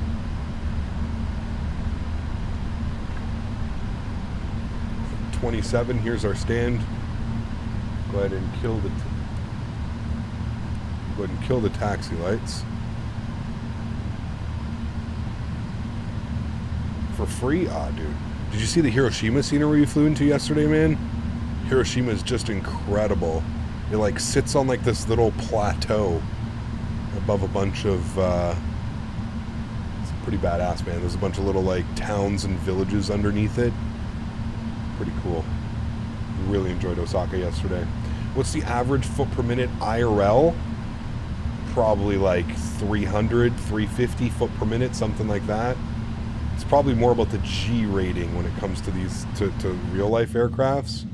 But yeah, somewhere around there. Probably like 250, 300 would be like your average everyday landing. Remember, airplanes, like in real life, like it's more about passenger safety, right? We're flying in a flight sim, so like we're kind of just, you know, enjoying it for flight sim purposes, but yeah. Are you going to get me to stop? Yeah, you're not going to get me to stop, so I'm just going to have to stop myself here, Chad. So we're going to go right there. Good. She's telling me to keep going, but we're not doing that. Park brake is on, APU is on, APU generator is on, engine number 1 is off, engine number 2 is off. Ladies and gentlemen, welcome down. Beacon light goes off, seatbelt signs goes off, beautiful. Fuel pumps go off, good. And we're gonna leave the rest of that set up like that, beautiful. Let's come down here, let's go to our ground operations. We'll open up the left door, we'll open up the cargo doors, good. We'll go to GSX, we will request deboarding. Beautiful. Look at that, friends, there we go. Jet bridge is connecting.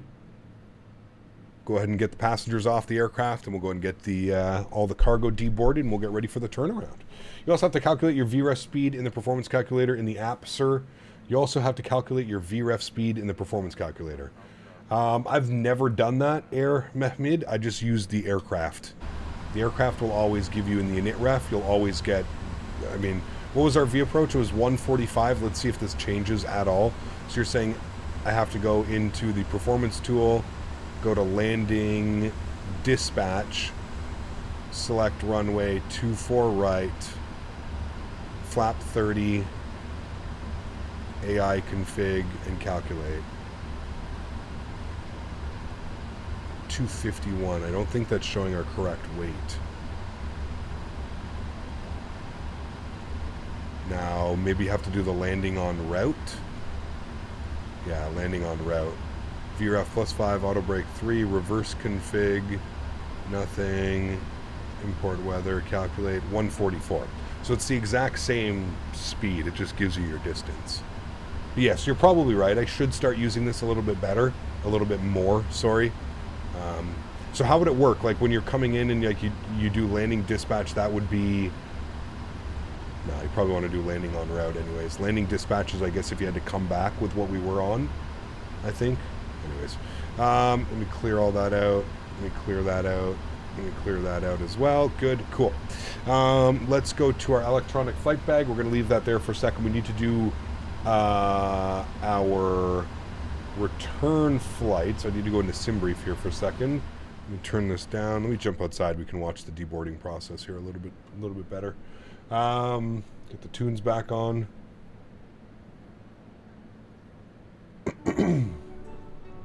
Let's go and set up the return flight. And we're going RJBB to RJTT. We are in the 777W standard config. 349 passengers for the return flight. Good. Splays, what's up, man? Good to see you, dude. Welcome back. Hope we're doing well. Welcome, welcome, welcome. Gears down, coming usually between 10 and 6 mile final. Correct. I put the gear down at 2,500 feet, which usually puts us at about 7 mile final. Yep. It says that we are landing 3-4 right back into Tokyo today. The winds are showing, hold on, sorry. Flights, unload, import, SimBrief, this one. Thank you. RJTT, weather. Winds are showing 330 at 5. So yeah, we're definitely going to land on the 3-4, which will be cool because instead of landing over the city and coming down, which was really cool yesterday, we'll actually be landing like directly facing downtown. So it'll still be kind of cool. We'll have all of downtown here in front of us, downtown Tokyo, as we're landing. I love Haneda, man. Such a cool-ass airport. Okay, let's jump inside the aircraft quickly, and we'll start getting some things ready to go. So we'll come down here. We're going to request new data from SimBrief. Good. We'll go ahead and just file off our flight plan quickly, so we don't get in trouble from the VATSIM police and the Unicom police. We're going to go 33,000. No, we'll go 35,000 feet. 35,000 feet. We'll file that off. Good. We'll come back down here. We'll disconnect. We'll connect. New call sign. Good. Okay.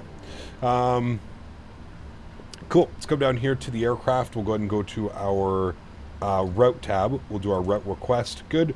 RJBB back to RJTT. We'll select that. We'll set our payload. We'll clear it. We'll set our fuel. We'll clear it. We'll select our route. Good. Give that about 10 or 15 seconds to run through it. Pardon me. 34 right was the one we took off from. Correct. Yes. Yeah. Even the freeware for this airport is not bad. Definitely a bit above average, but not as good as Tokyo or Hiroshima. Correct. Yeah. Scenery 2 in chat for the RGBB scenery. Scenery 2 in chat. Reset normal. Thank you. And then normal checklist. Good. Back to pre-flight. Okay, that is good. We'll go ahead and clear that out, clear that out, clear that out, clear that out. We'll load our flight plan route. Good. Again, we'll give that about another 10 or 15 seconds to run through it. Look inside the airport.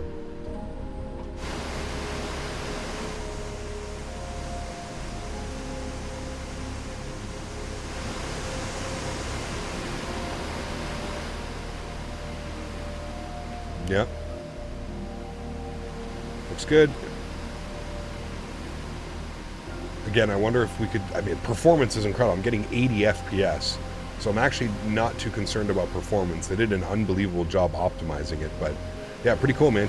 Pretty cool. Like I said, the Techno Brain has a couple sceneries here in Japan, and he does a great job with them, man. Like a really great job. That should have been about an hour and 20 minutes on the block time, 57 minutes on the flight time. So we'll reset those now as well.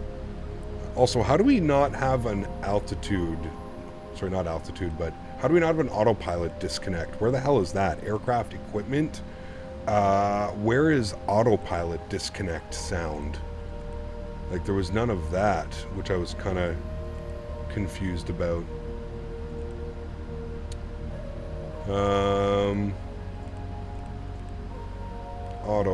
Autopilot disconnect warning. Whaler or siren? I guess we want siren. I guess we'll just do that. Good. Okay. We're back. All right. Down here, let's activate and execute our route. Good. Let's go to departures. We're going to plan for the departure out of 24 left. We're going to be on... Actually, there is no... It's just a straight departure. Is there really no departure? Hold on. 24 left.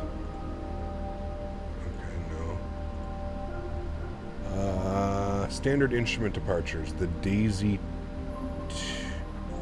Why is it...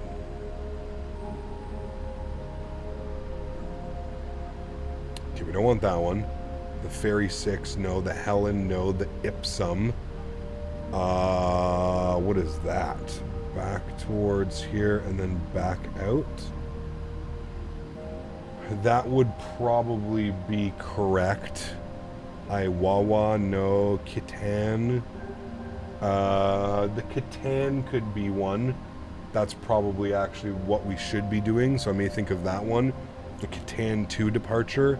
The Macau, no. The Nanko, no. Susan, no. Tomo, no. And Tomo West, no. So I'm going to go with the... It's either the Ipsum or the Kitan. I'm going to go with the Kitan. Kitan 2. And we'll take Tonda as our transition. Alright, so... Wait, is it Tonda or Kitan? It might be the Tonda departure. Tonda? Let's see. No, it's the Kitan 2. Okay. Out of 2-4 left with Tonda transition. Okay, good. Execute that. Good. And then go to our legs. From Keck, it's going to be direct to Ipsum. There's Keck, and then it'll be up towards Ipsum and on course. Wait. Ipsum is right. Okay, no, it should be Nara. Like that. Ipsum is like right at the airport. Okay, that looks good. Beautiful. And then for the arrivals, we're going to go plan the... man, what was the name of those, chat? What did we call those arrivals into Tokyo? Oshima. That's what it is. The Oshima. We're going to be on the Oshima 1 Alpha, which is this one right here. The Oshima 1 Alpha. Where's the 1 Alpha? That's the 2 Charlie. This is the 1 Alpha, right? Has to be the 1 Alpha. Then we go up like this, and then down like this, and then like this, and there's the 1 Alpha, and then we get radar vectored in for 3-4 right. Good. Okay, cool. Let's plan for that one. Let's go to Oshima 1 Alpha, which is going to be all the way at the bottom. It's going to be these. 1 Alpha. I'm going to plan for the ILS... What do we want, chat? ILS 3-4... 3-4 right Yankee? Nope. 34 ILS Zulu, yes, and we want it coming in from our final waypoint is Arlen. So the Zulu, do I see Arlen? I do, right here. Okay. So 34 right Zulu. ILS Zulu. 34 right. ILS Zulu, 34 right, and we want it via Arlon. And we'll execute that. Good, cool. Scrolling down, everything looks good. No discontinuities. Nice. Let's go to our NITREF. Let's go accept that. Good. Except we're going 35,000 feet on the altitude. Zero fuel weight, 206.5. Reserve, fuel 18.5. That is correct on SimBrief. Good. Everything is set there. I'm happy with that. And I think we're almost done deboarding. Man, they deboard so fast. Are they done deboarding? It says deboarding passengers now. Okay, they're almost done deboarding. Okay, there we go. They're just finishing now. All right, Cap, gonna head to bed. Enjoy the next flight. Enjoy the rest of the stream. Mike, take care, my man. Enjoy your sleep, dude. Enjoy your rest. And if you got a stream coming up, enjoy that as well, dude. Appreciate you being here, man. I agree, Apex. It's nice, man. It's real nice. Why is he deboarding passengers now? It's already deboarded everybody. Like, there's nobody here anymore. I'm just going to go to GSX, and we're going to restart the Kutal script, because something's bugged with it. Music's so calm and relaxing. It is. I love it. Yeah. We're going to reset our barrel minimums. Good. And then GSX, and SimBrief, okay. Good. 349 passengers. Request boarding. Good. There we go. Cool. Last 777 update definitely broke something in GSX. Maybe that's why GSX has an update, Strody. GSX has an update, 3.07. People are having issues downloading it, but there is an update for GSX. So.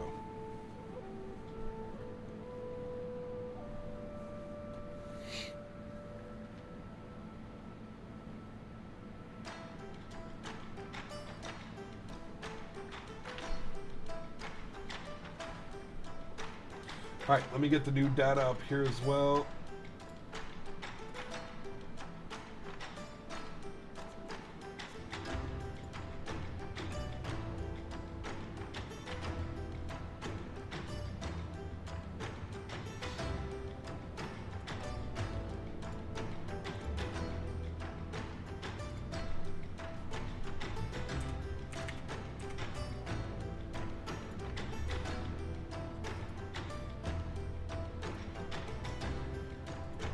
All right, new information up top. Should be good to go. Howdy, y'all. How's everyone doing? Doing well, Flight Sim Life. Good to see you, man. Welcome back. Hope you're doing well as well, dude. Happy Monday. Hope they don't take the extreme amount of time they did with the 777-300 for the freighters. No, they won't, dude. No.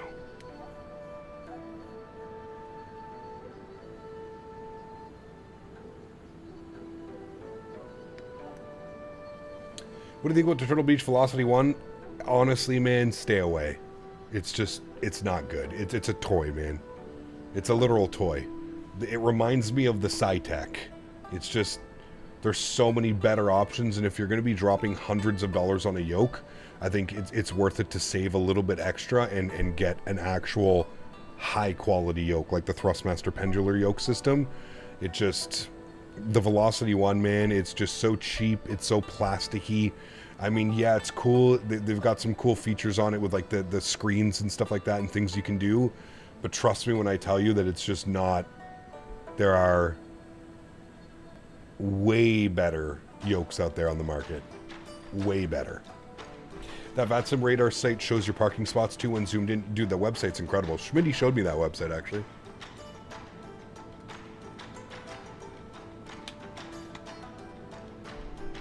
I remember the first time I used the Velocity 1, it was in San Diego at Flight Sim Expo 2021.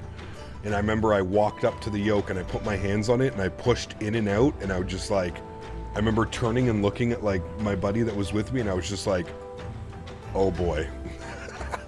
It's like, that's not good. You can literally hit it and it'll just like bounce like this back and I don't know, dude. Not for me, man. I don't think it's worth the money personally.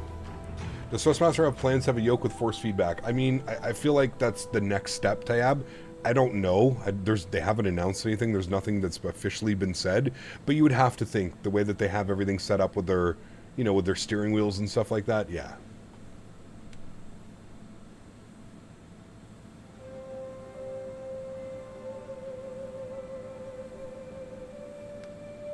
Nice, Lucas. Enjoy your flight, man. Sounds like a lot of fun. Enjoy it. Version 3.07, 22nd of 2024 GSX Pro, new seated passenger options for the 737, seated passenger support for the 777. Well, there you go. So hopefully they fix some of the stuff as well.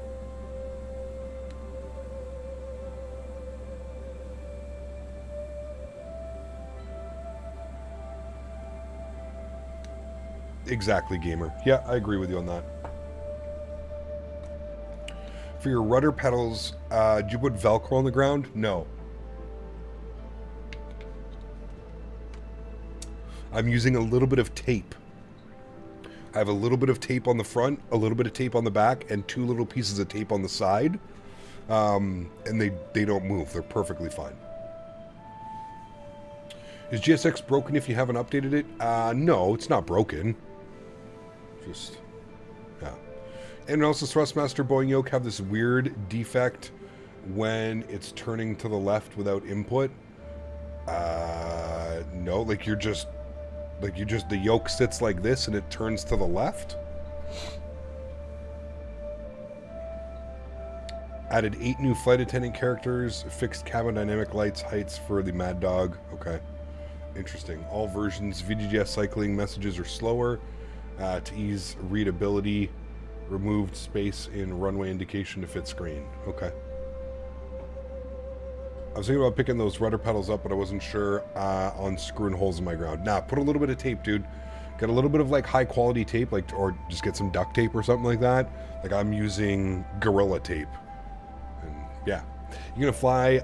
Yeah, I'm sure we will, man. We just gotta wait for him to send it over to us. Ooh, he sent us over his original Edinburgh, so yeah.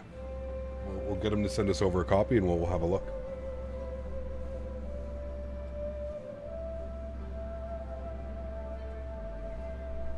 You should do that Vancouver to Haneda flight, though later. Currently doing Paris to Tokyo. Real Weiberg, not this Saturday. Next Saturday, we're going to go Tokyo Narita to Vancouver, which is a real world Air Canada flight. We're going to do that for our 75, 76, 77,000 subscribers. Boeing Yoke worth it over the Honeycomb, which I already have. I think so, Ludwig. Just in my opinion, especially if you're flying like commercial airplanes, if you're flying commercial jets, absolutely, like 110%. Yeah.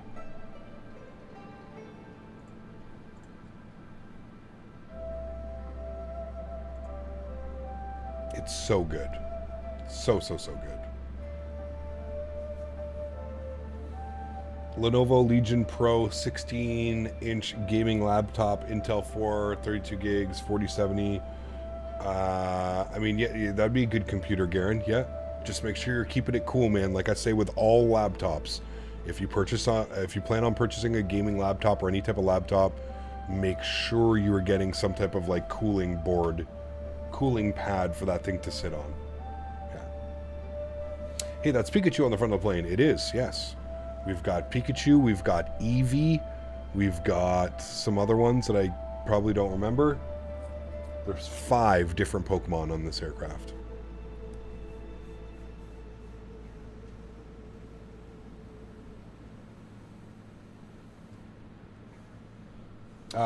Brickyard, yeah, somebody was saying there's a flight from Hong Kong to Tokyo, Cathay 777. It's like 3.5 hours or something.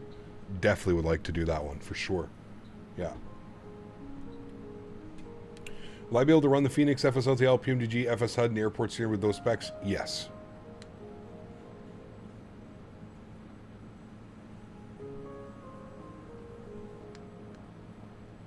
Okay, and I lived through it, man.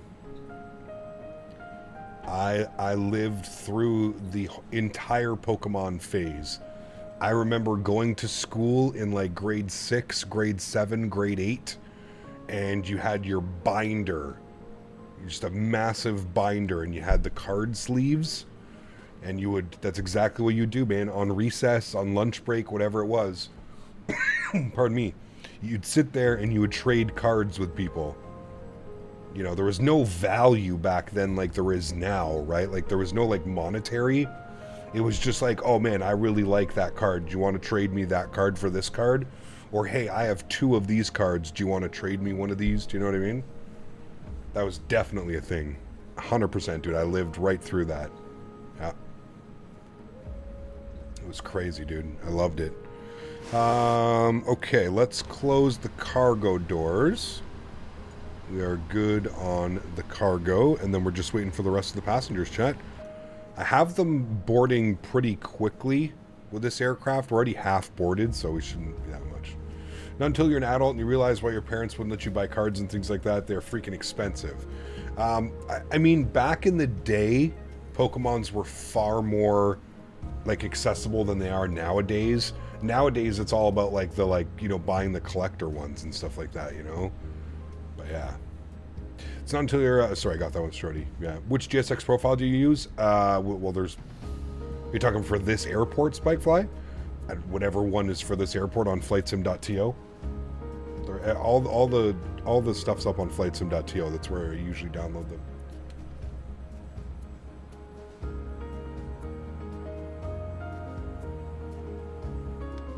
When am I going to fly the 787 again? Probably not for a while, man. Probably not until we get a third-party 787, or somebody really mods the default 787, gets away from that god-awful flight model, and yeah.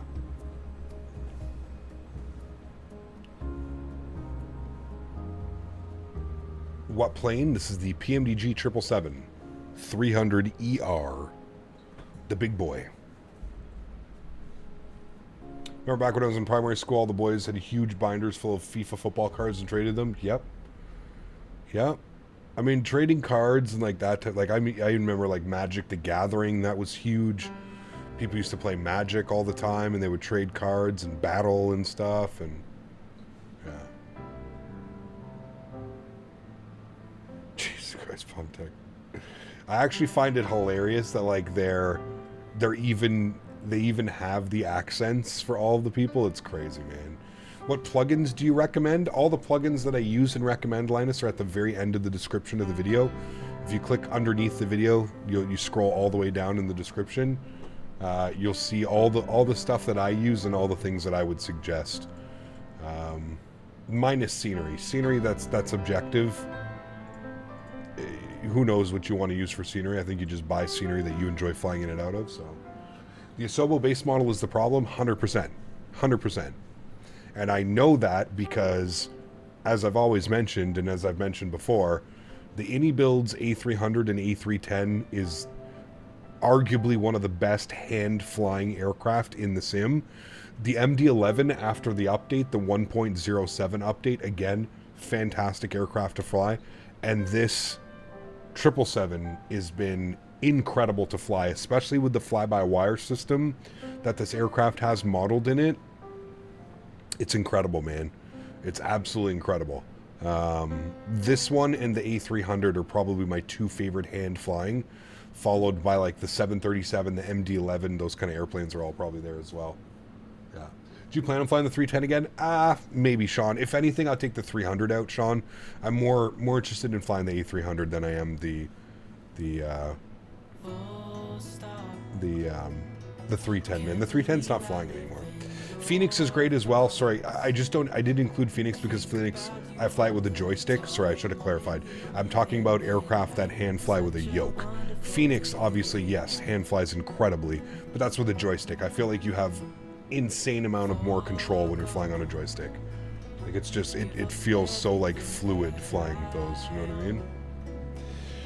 Do you have to turn on the fly-by-wire in this? I remember seeing someone think about the trim in the settings. You don't have to turn it on, Strody. No, the 777 has fly-by-wire automatically. What you can turn on and what I suggest turning on is in the settings. I have it turned on. It is in the menu page and PMDG setup, and I think it's in... No, sorry. I think it's in... Fuck, hopefully that didn't delete everything. It didn't. It's in here somewhere, and it's basically what it does. It like references your pitch trim. So you'll see like a pitch trim message, and it'll always be there. Will you fly the Bluebird 7.8? Yes, of course. Okay, well, it's not in this one. Displays? Oh, it might actually be in displays.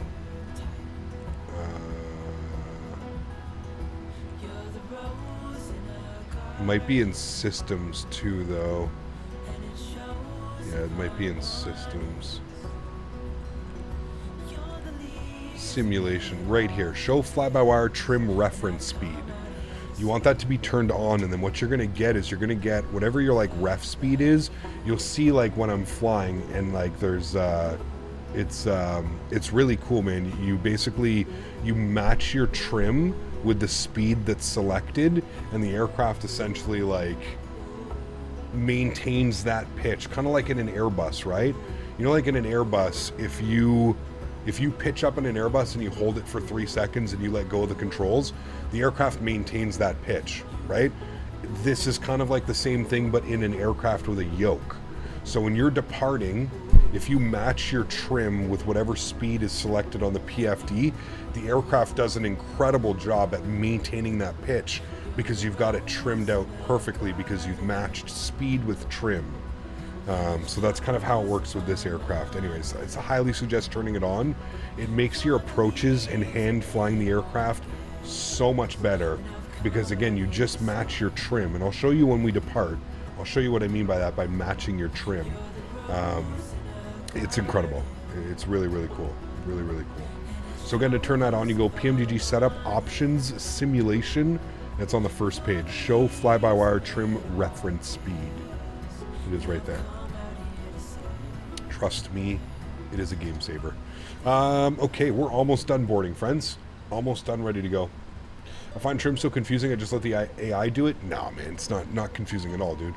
You just trim out the aircraft. It's essentially, trim is there to relieve pressure on the yoke. So like in a 737, if you're climbing, instead of having to hold your yoke at a back position all the time, you trim the aircraft to a point where the nose starts to raise up as you have back pressure, and then you can kind of release the pressure, and it makes it so that the aircraft will continue to climb. Same for descent. Trim is super easy. All it is basically to alleviate pressure off of you flying the aircraft is basically what it is. Having to do things with the yoke. Hey, Captain, ideas for the best options for regional jets? We really don't have any good ones yet, man. I mean, PMDG 737, Phoenix A320, those are going to be my best for regional. But as far as regionals go, we've got the FSS Never Finishing Embraer series. We've got the Aerosoft CRJ that hasn't been updated in almost 2 years. Makes it kind of difficult to suggest any of them, you know what I mean? The AnyBuilds 320 Neo, I mean, sure, it's free, so it doesn't cost you anything. That's obviously an option. The fly-by-wire 320 Neo, again, that's an option. The ATR 72 could be an option if that's what you're into. The problem with the ATR is there's not a lot of passenger service in the ATR, so paying for an airplane that only a handful of aircraft are operated in, I don't know, man. The Fokker 28 is good, and that's my problem with those aircraft is I just don't fly. They're not flying anymore. So it, you know, boarding complete. Prepare for pushback and departure. Beautiful. Let's come down here. Let's work on some things. We're gonna go and get 240 set, and then our speed was one. Oh, we didn't even do our. Hold on. Sorry, my bad. Let me close that. Let me close you. Oh, damn it! I didn't mean to do that. Close. I already had them closed, and I just immediately hit the button.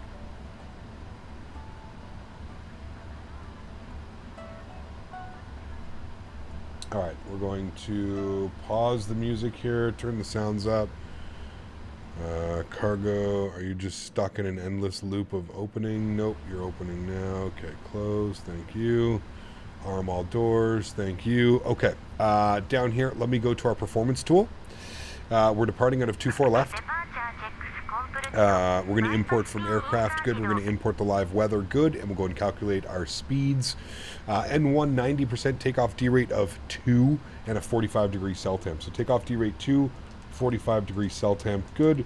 Takeoff flaps 5, CG weight 29, 475 on the trim, 47, 51, 57. 47, 51, 57, all correct and checked. We'll fix that. Beautiful. Everything is set there. I'm happy with that. Good. Let's go upstairs. Seatbelt signs go on. Fuel pumps go on. Beacon light goes on.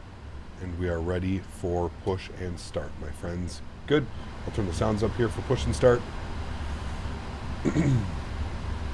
Continue our checklist. Oxygen has been checked and tested 100%. Flight instruments, heading and altimeter set. Good. We're going to go tail to the right. Nose left. No. Tail left, nose right. Yes.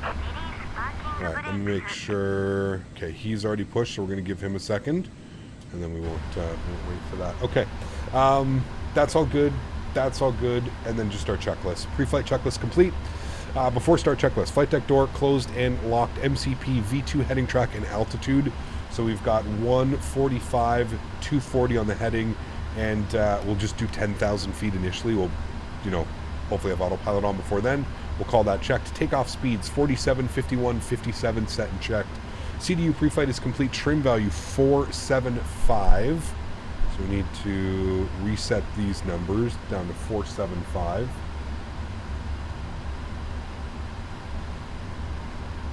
Why does seated passengers have an impact on FPS?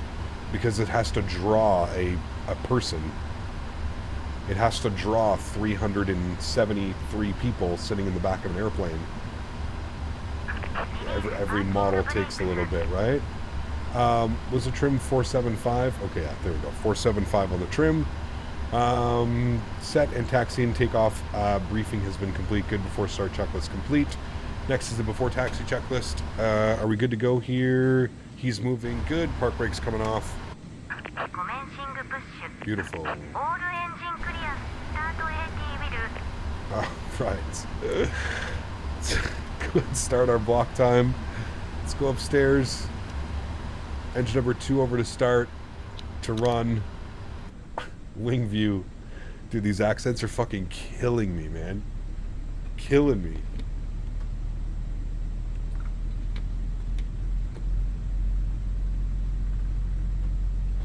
MD-8 is good. It's not flying, but you can use the MD-8 in the 717 routes since they're very similar. Could be. Yeah, you're right.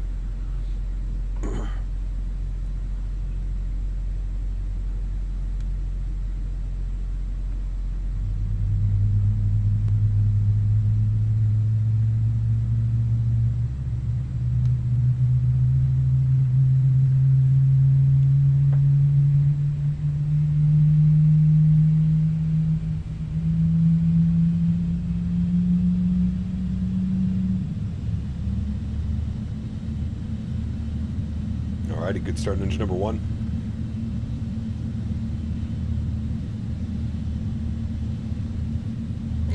Nice apex.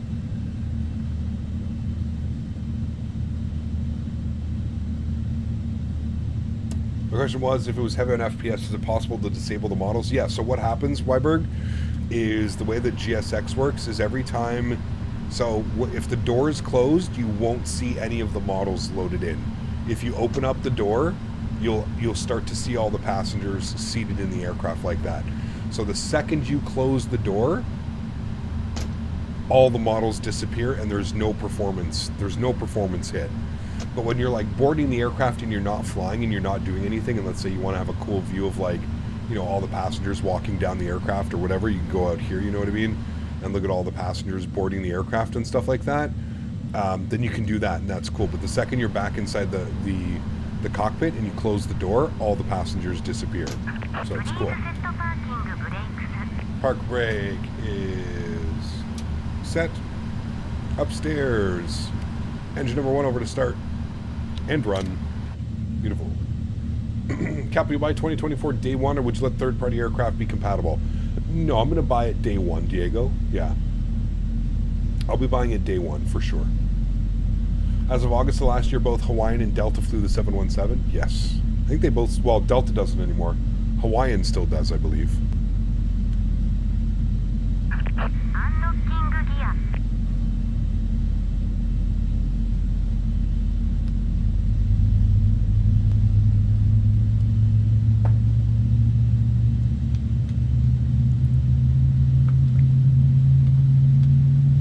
Oh, these new sounds? These are the FT Sim. These are, yeah, when is the Synaptic Simulation stream? Wasn't that supposed to be today as well? I thought that was today. Lilo Pilot usually knows. I thought the Synaptic A220 preview was happening today. I could be wrong, but... Yeah. The 787 comes out Japan Ops with the Star Wars livery in ANA? Yes, correct. Be very good. Yeah, these are FT Sim engine sounds. I've been using them since they came out a couple weeks ago. Okay, let's go ahead and set our flaps to 5 degrees for takeoff. Tomorrow, the new Innie Build scenery. What's the new Innie Build scenery, Diego? There's no stream tomorrow, though. Today is Monday. Next stream is on Thursday.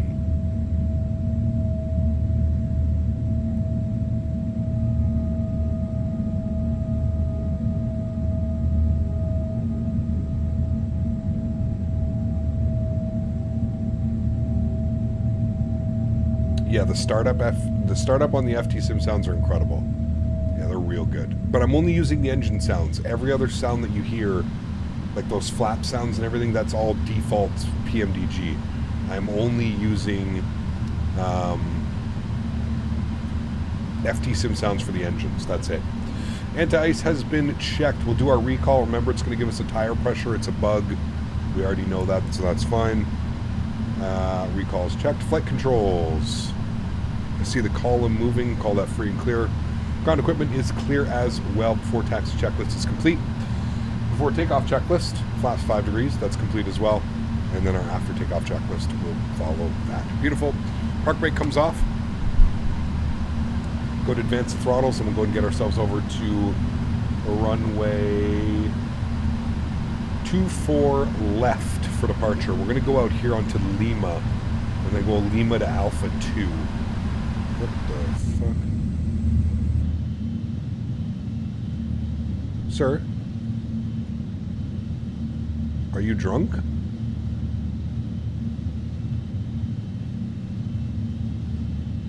Sir? Do you need help?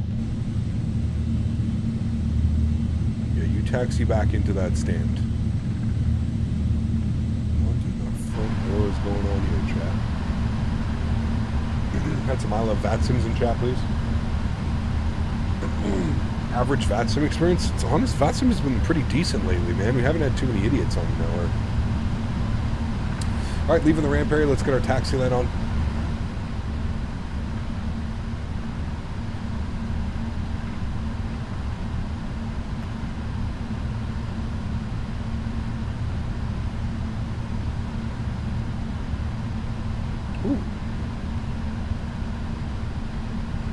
Sure there's nobody else coming down this way. Okay. What throttle are you using? Right now I'm using my Thrustmaster Boeing throttle. So I have the 2 little buttons in the front. I have those set to the flaps. So I can just go flaps up, flaps down. And then I've got the speed brake as one handle, and then the 2 engines.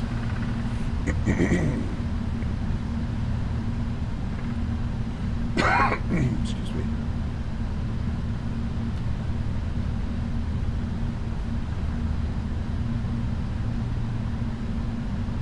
Do you care if viewers shadow you during your streams? What do you mean by shadow, Joe? I mean, a lot of these people are watching the stream right now. Like this airplane that you see taxiing here, this airplane down here, this airplane. There's probably quite a few people that are,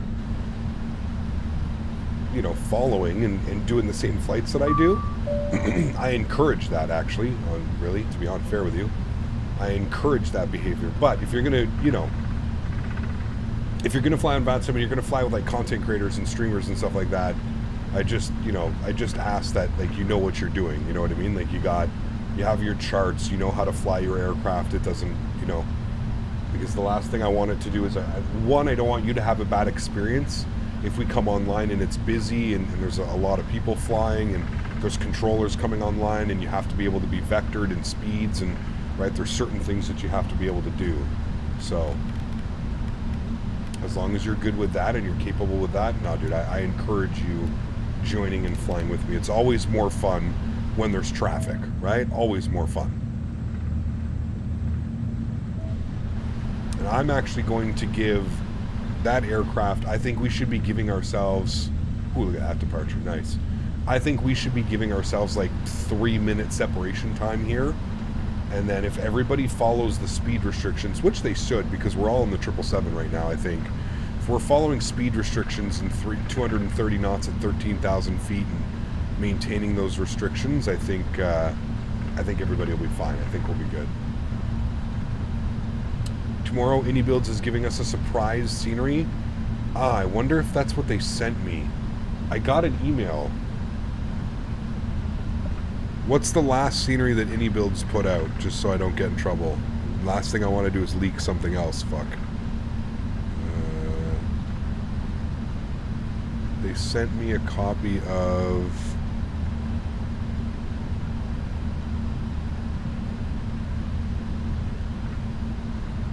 Okay, yeah. So, okay. So yeah, I've got scenery here then.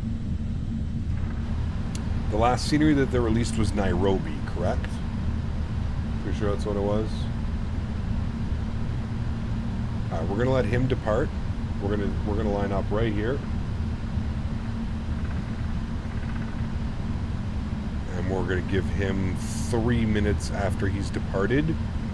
We're gonna give ourselves, yeah, maybe, you know what we should do? Maybe on Thursday we'll go over to, what was that flight that the guy kept suggesting? Was it, who was it? It was fucking, he's been in chat the whole day. Goodman, are you still here? If Goodman is still here, there's an ops that he kept saying. There was Addis, thank you, that's what it is. Addis Abbas. Can we, what's the ICAO code for that? Let me write that down, because I never fly there, so I can't remember. What's the ICAO code for that? I'm gonna write it down so I don't fuck it up. I guess I could just copy that down too. HAAB. Okay. HAAB MSFS. Is there scenery for it? There's freeware scenery on flightsim.to, and it has really great reviews. Wow, this is really good. Okay, cool. So we get freeware scenery there, and then we'll fly into the new. Yeah, chat, look at this scenery. Shit. That's nice. Look at how dirty that looks. That's what I love to see, man. Show me an airport that's getting used and abused. Okay, cool. I will put that over there. I will actually download that right now. Download. Start download. The beauty of gigabit internet, I can download things, so. Yeah, okay, cool. Just one that suggested it, watching after Chewy stream. Okay, cool. How long of a flight is it again, Tunush, each way? We'll plan to do that one Thursday afternoon then. That's what we'll do Thursday afternoon. That'll be a good one. Ken. It's 2 hours each way? Okay, cool. That's going to be a long day Thursday afternoon. But you know what? There's no stream on Saturday, so that's fine. We'll do that. All right, landing lights on, runway turnoffs on, strobe lights on, wing lights on. I'm going to start a clock. Don't worry about it. We're starting a clock here. We're going to start that for 3 minutes. That's how much separation we're going to give between us and that aircraft. Holy shit, he's a rocket ship. I'm going to give him 3 minutes.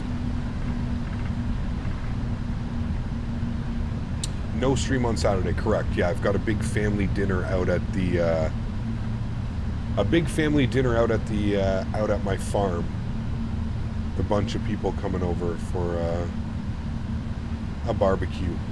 It was the only day that I could get everybody together. So next Saturday, Tanush, as I mentioned, not this Saturday. Next Saturday. Did it start? Yeah, it started. You'll see.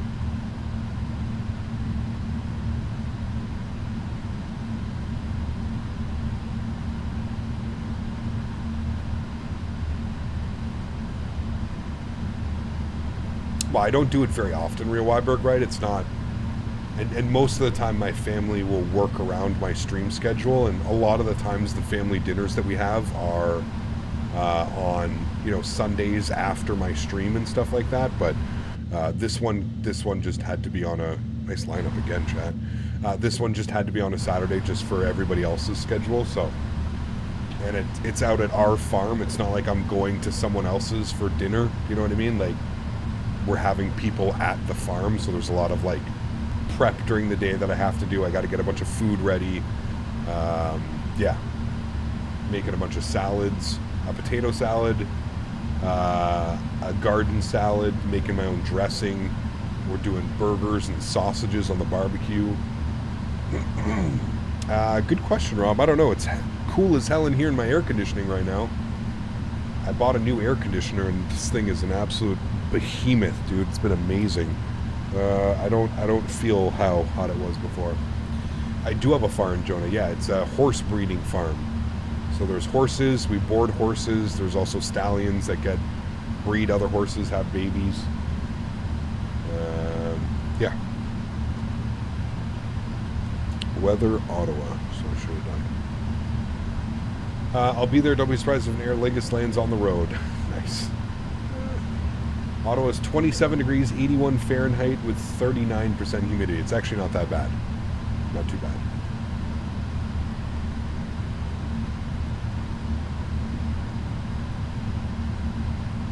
All right, we're coming up on 2 minutes. We're going to give them 1 more minute, and then we're going to depart here, friends.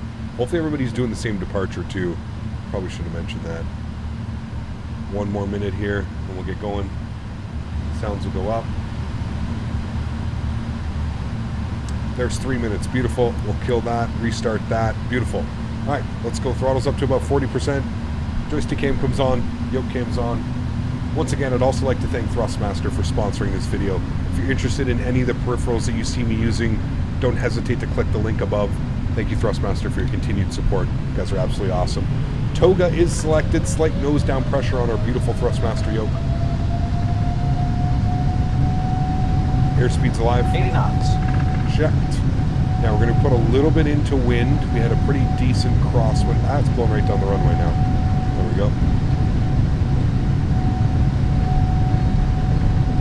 V1. Rotate.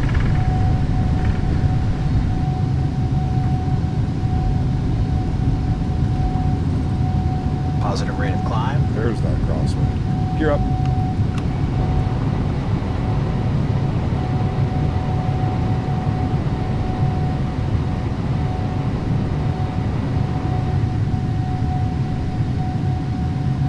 Start my right turn.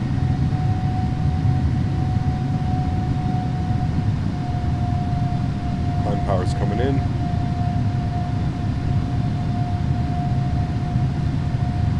So now watch, I can show you perfect. I can show you a perfect example of what this trim, fly-by-wire trim does. Right now, if I let go of the yoke, you'll see that the nose kind of starts to bring itself up, right? Because I don't have the correct amount of trim. You can actually see here, I'm trimmed for about 186 knots. Now watch what happens. When I start moving my trim up, right? So I'm moving my trim up and I'm trimming to my speed that I want, which is 240 knots. Watch what happens now, right? The nose starts to drop and we start gaining speed because I'm trimmed to this fly-by-wire of 240 knots. And then watch what will happen again. Once we get a little bit closer to 240 knots, you start adding a little bit of back pressure, right? Go flaps position 1. You can actually go flaps clean now as well. Flaps up. Add a little bit of back pressure. And again, not really doing much. Just added a little bit of back pressure, got the aircraft back on track. You'll see exactly what will happen now. The airplane will essentially pitch itself and maintain, right? So now look, now we want 250 knots. So now I've trimmed the aircraft. I'm going to add a little bit of back pressure. I've trimmed the aircraft now to maintain 250 knots, and look, my hands are off the controls and look at the aircraft. It's essentially maintaining 250 knots. It's so smart, it's so intuitive, and all you're doing is you're just matching your trim, right? So like if I want to go higher, I put a lower trim and watch. The nose will start to come up a little bit, right? 3,700, 3,750, 3,800, and then if I want to go down, I put a little bit of down trim and watch. Adverse thing happens, the nose starts coming down, you know what I mean? And then you just match your speed, and it basically holds it. It's incredible, it's so smart, it's so intuitive. And when you're flying it with a proper yoke, like I said, you trim it out, and then you just make super small adjustments and things that you want it to do. And it's absolutely incredible. Absolutely incredible. I think this is why this is my favorite airplane right now, and it probably will be for a little bit. It's just so smart. And I love the fact that, you know, it is a big aircraft. It's a huge aircraft, and it flies like a huge aircraft, but it also responds like a huge aircraft. The control surfaces are so big that it's like difficult to really like fuck it up, you know what I mean? Like it's a very forgiving aircraft for how big it is. That's like the one thing that I've noticed. All right, 10,000 feet, autopilot on, flight deck. Hopefully that little explanation makes sense. And you can understand why I like to have and again, that little fly-by-wire symbol, that only happens when you're hand flying. That's the only time that happens. It doesn't stay up when it's on autopilot, but like when you're hand flying the approach and you go back in on approach, it'll also go and pop itself up there, and it'll show you what it's doing.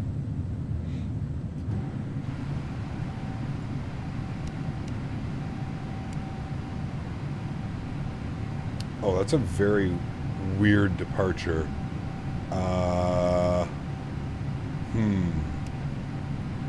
Okay, I'm gonna go direct. Nara. Legs. Nara. Execute. Okay. I think they did, Andre, man. I understand now when they were saying like, hey, we're developing this, you know, this aircraft that's insanely detailed and like super smart, and man, oh man, oh man, oh man. You know, say what you will about the sounds and some other things that they've done and some choices that they've made. The overall aircraft is just phenomenal.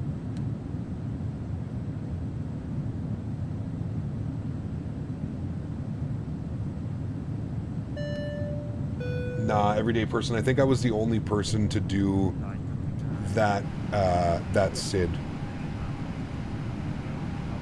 I think everybody else was doing, because like we didn't even get a SID out of here. It just wanted us to go direct. It was basically an immediate left turn and out. There was no standard instrument departure. Slug, thanks so much for your business class subscription, man. Welcome aboard. Huge no floaties to you, man. Thank you, thank you, thank you. Appreciate you being here. All right, we're through 14,000 feet, standard barrel. Good. And after takeoff checklist is complete, next is our descent checklist. Good. We'll blank that out for now. We are good to go. Checklist non-normal. Tire pressure. Checklist override for now. Hopefully PMDG pushes out an update for that. Good. Hey Cap, sorry I'm only following your stream now because I was at work. What's your plan for next week? No worries, dude. Next week is kind of a weird week. Well, not really a weird week, but I'm not quite sure, honestly, what next week entails. Thursday, we're going to do Addis Abas to Nairobi. We'll look at the AnyBuilds Nairobi scenery that came out. So we're going to do that on Thursday. There's no stream on Saturday. I've got a family get-together out at my farm, so there's no stream on Saturday. And then we've got Sunday, Monday. We may do something cool on Sunday. I was thinking maybe like Vancouver to Toronto or Toronto to Vancouver.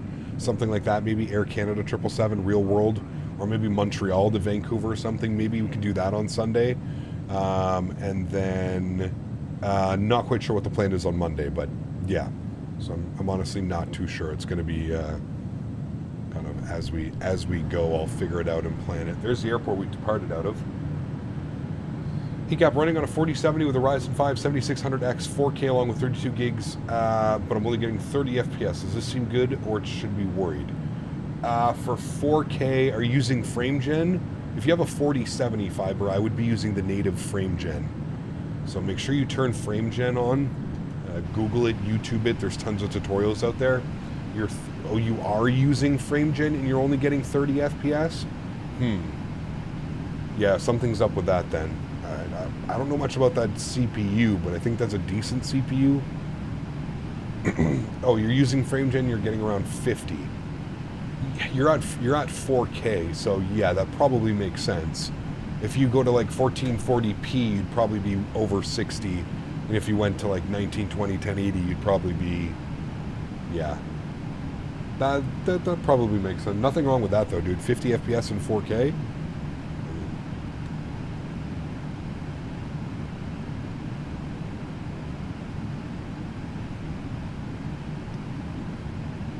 How do you see how much FPS you're getting? Depends where you bought the simulator. If you bought the simulator on Steam, you can use the in-game Steam FPS counter. You come on Saturday, could you please do Birmingham? Again, Gamerboy, I'm not flying on Saturday. There's no stream on Saturday.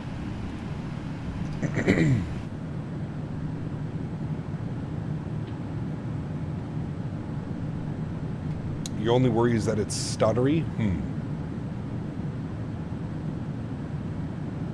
Could be the monitor, bomb tech. Do you have a 60 hertz monitor with like VSync turned on or something? You could also use the NVIDIA FPS counter. Sure. I don't have. Don't you have to have? What do you have to have installed from NVIDIA for that though? Is GPU temperature of 82 degrees normal? Yeah, that's fine. You ever done a go-around during a live stream? Yes, we did one last week. Flying into Dubai. If you go to my channel, look at the flight from Egypt, Cairo to Dubai. Heka to OMDB is the thumbnail. HECA to OMDB.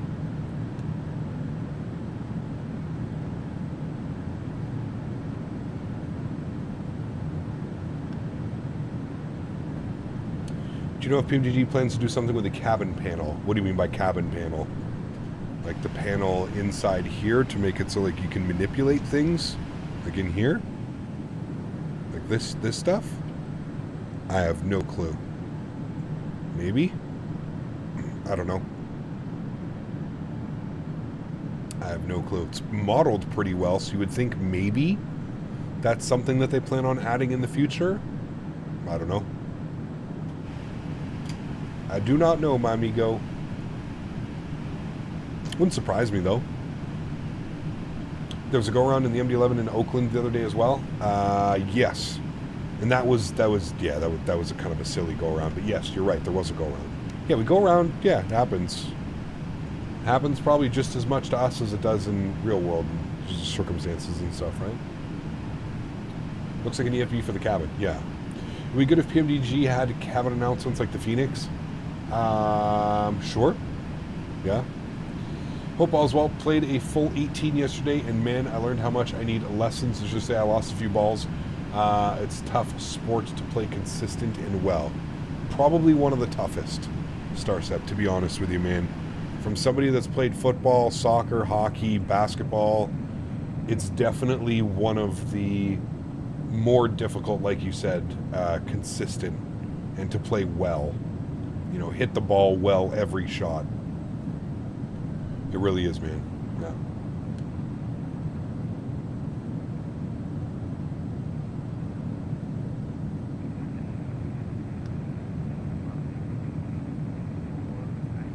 Your abilities limit you to the driving range?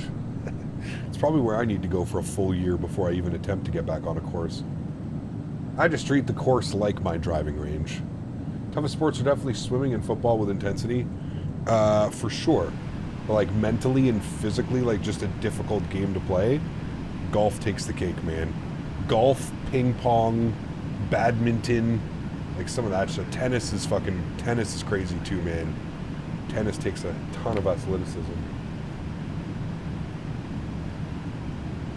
Golf is hard, but nothing's harder than baseball. Hitting the ball with a round bat. Baseball's difficult as well. Yeah, it definitely is. I still think golf takes the cake, though. As somebody who's played both a lot, I still think golf takes the cake, man. Horse riding is challenging, correct. Yeah. Picked up some Chick-fil-A for lunch. Gonna sit back and eat and watch. Man, I messaged my buddy, Dell. We just got our first, I don't know if you've been in streams lately, but we just got our first Chick-fil-A last week. Chick-fil-A has started making its way up into Canada. And we just got our first Chick-fil-A. It literally opened like last Tuesday? Last Tuesday, I think it opened. And I've been telling my buddy, man, every day I'm like, dude, let's go get Chick-fil-A. Dude, let's go get Chick-fil-A. Oh, man. Did you get the new GSX update? It just came out, JJ. It came out while I was streaming, so yeah. Do they offer sweet tea up there? Gotta find if they do. They do. I'm honestly, their sweet tea's okay, but I really have to be in the mood for sweet tea, Dell. I'm more of like a lemonade. Their lemonade slaps. Chick-fil-A lemonade? Oh, baby. Chick-fil-A is coming to the UK in 2025. Damn, dude, they're taking over, man. I'm telling you. God's chicken is taking over. Hello, Cap. Hope your day is well. Enjoy a quick conversation in YouTube comments section. Burner, good to see you, man. I hope you're doing well as well, dude. Hope you're having a great Monday, great start to the week. Hopefully you had a great weekend. What is my handicap? Oh, dude, I don't play enough to have a handicap, dude. I used to play a lot. I used to play a ton, and then a lot of the buddies that I used to play with kind of moved away. One of them's a pilot, and he's all over the place, so he doesn't even live here anymore. So, Johan, my man, dropping the 140 South African Tsar. Huge enough floaties to you, Johan. Thank you very, very much for the support, man. I appreciate you. Incredibly kind. Thank you, man. Really do appreciate you.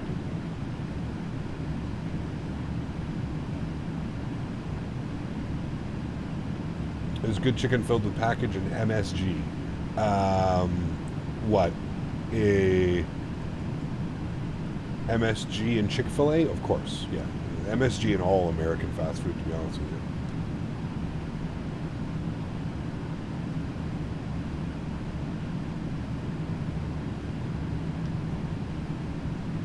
Golf is just, yeah.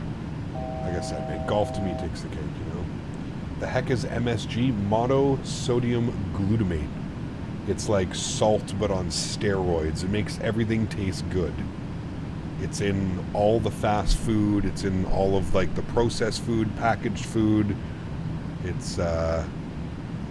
But it is adverse effects. It can affect some people in like weird ways. Usually like heartburn or like indigestion or like those types of things. But yeah, MSG, dude, yeah, like, listen, Chick-fil-A for me, it's usually like something that I get once a year. So now that I have a little bit more access to it, it's still super far away from me. It's like 35, 40 minutes. It's all the way across town. And I can only imagine what the lineup's going to be. I'm thinking about going tonight, but if I go tonight, it's going to be at like 8 o'clock at night. And I'm going to hope that on a Monday at 8 o'clock at night, they've kind of, you know, they kind of curved it. It won't be as busy, but we'll see. Probably eating my own words, because probably everybody's thinking what I'm thinking. Everybody's probably at home like, man, I'm going to get Chick-fil-A tonight, but I'm going to go at like 8 o'clock when it's like less busy. I guarantee you that's what everybody's thinking right now. Shit. Once a year, yeah, man. Well, I don't have it. We don't have it in Canada, right? It's. I only get it like once a year when I go down to the States. When I go for like World Flight or when I go for FS Expo, those are the only times I get to have Chick-fil-A, right? I had Chick-fil-A when I was in Vegas about a month ago. I had Chick-fil-A. I got a spicy deluxe sandwich with a 6-piece chicken nuggets with Chick-fil-A sauce, barbecue sauce, and Polynesian sauce on the side. Somebody was saying I need to get their honey sriracha. They have like a honey sriracha sauce or something like that, somebody was saying. Spicy chicken sandwich with some of their honey mustard with a large sweet tea gets me feeling good. Nice. Chick-fil-A, dude. Could always get it delivered. I don't know of any delivery service that's going to deliver that far, 12 cut. 40 minutes each way, 30 minutes each way. I don't know. Dude, it is God's chicken, man. Come on. They're closed on Sundays. They, like, encourage people to, like, go to church and shit on Sundays while they're closed. That's fucking God's chicken, man. And aren't the owners, like, super Christian? Like, super, super, super Christian?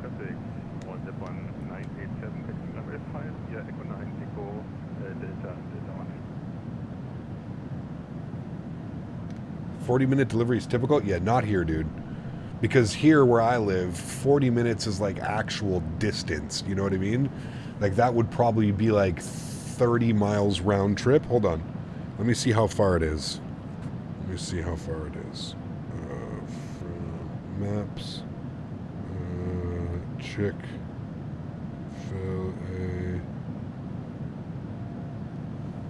It's 15 miles from me.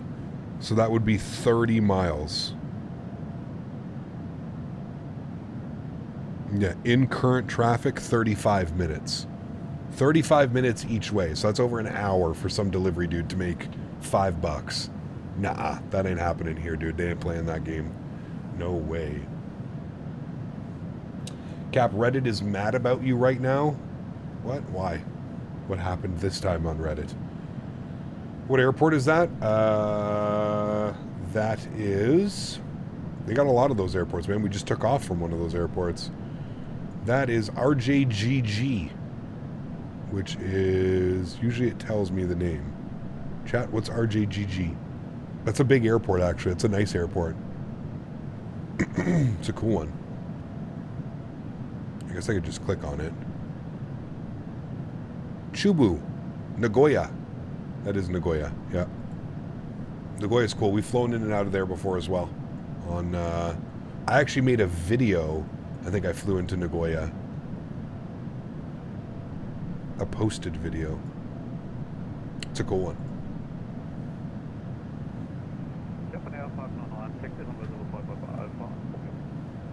How is 15 miles, 30 miles? Math don't math. Wait, I know. I thought it was like 30 miles, but it's not. It's 15 miles. 15 miles round trip. Because usually the driver's coming from that area, right? Like, and I don't know if, does Chick-fil-A? I don't even know. I'd have to check, man. Look at the ortho imagery. That's so nice. I don't know if, I don't even know because it's so new. I don't even know if they're on like Uber or Skip the Dishes or like Grubhub or whatever yet.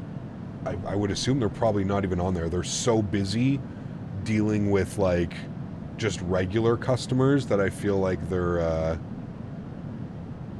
probably not even on any of those deliveries. Any control today? No, unfortunately not.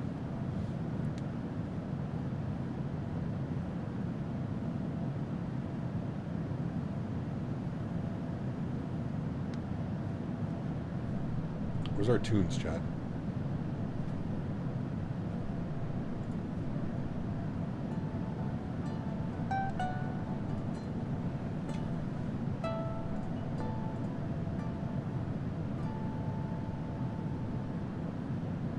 Remember, guys, don't forget to smash down that thumbs up button. ECAP not fly real time. It'd be cool to see Japan at the nighttime, but you wouldn't see anything. You would just see like these cities and stuff like that, but like you wouldn't be able to see any of it. You wouldn't be able to see Mount Fuji coming up here if it was nighttime. You can't see any of that. And I don't get to fly in Japan very often.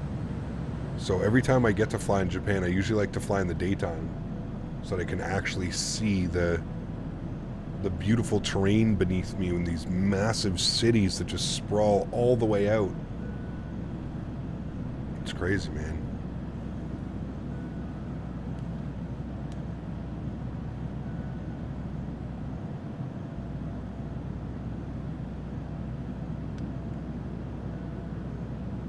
I mean, I think it's like 100% legit, Del, right? Like, listen, flying at night is fun. I don't mind flying at night, but like, let me fly at night on a route that I've done 100 times, and I don't need to worry about looking at the terrain beneath me, right? I'd never fly in Japan. This is the first time in like over a year I've been flying in Japan. So to come back to Japan, the last thing I want to do is fly at night where I can't see anything. and I can only see the, you know, the you don't not see anything, but you see the city lights lighting everything up, right? But nah, much more. I enjoy this much more, being able to actually see what I'm looking at. How do you get the camera outside like that? You just got to trick it, Kian. You got to set your own custom wing view. Really, this view is essentially this right here, but I've tricked the camera to pull it outside, and then I can edit it and do whatever I want. Are my landing lights? Why? I must have hit like L on my keyboard or something. Setting up a view. All my lights just turned on. Can you fly over new countries? What do you mean, Redcrafter?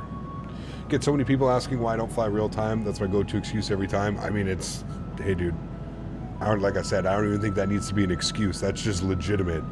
Like if we were flying in like X-Plane or whatever, cool man, yeah, hide those ground textures, you know what I mean? But like, nah, dude, we're flying over Microsoft. This has got photogrammetry. It's gorgeous, you know? Hello, Captain. Hey. I hope you have a hero day. Nice. JJ, huge no floaties to you, man. You sound like my pushback tug. Huge no floaties, man. Thanks for support, dude. Appreciate you. Are you a Tim Hortons fan? I don't drink coffee. I don't really drink tea, Cody.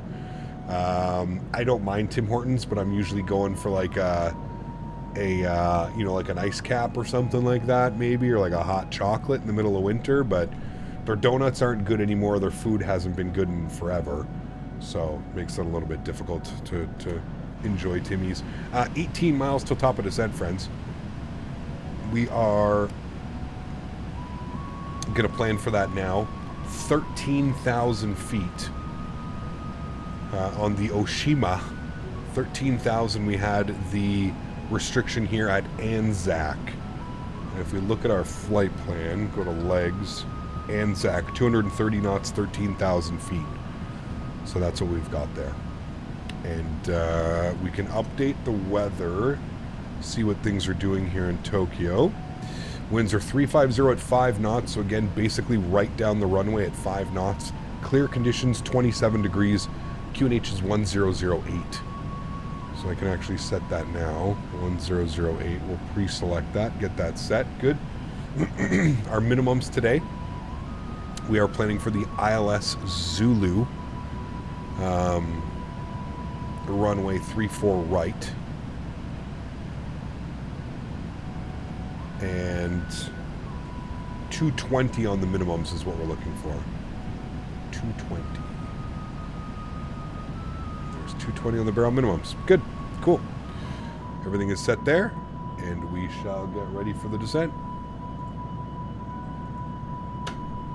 Need to fly North Korea one day. Seen Pyongyang radar the other day. Caught me off guard. Jesus. With full moon, like right now, you can actually see something, but not a daylight. Got you. Okay, Johan. Don't mind the loaded wraps at Tim's. Which one's that? Is that the cilantro lime? That's actually good. Correct, actually, Brett. If that's what we're talking about, I actually had one of those a couple weeks ago. Not by my choice, but the fiance got it for me while I was cutting grass. And yeah, it was pretty good. Maybe I was also a little bit hungry, but it kind of slaps. Cilantro lime. I think that's the one we're talking about, right? Understand why we can't now, but you have to have flown to Moscow. Yeah. I wish there wasn't, you know, life and world and stuff. Yeah, with rice, like the Chipotle sandwich in Buffalo. Yeah, okay, got you. I haven't tried the chicken Chipotle yet. I may have to try that. See, the fiance drinks coffee and what do you call them? It was all that shit, dude. Drinks coffee and all those frappuccinos and all those things. So, I find myself having to pull into a Tim Hortons drive-thru more often than I would like to.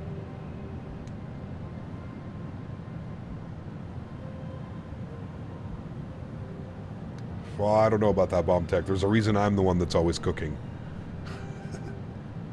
Got Brett a question. As you know, I'm new to the PMG. Where the hell is the EFB for the 738?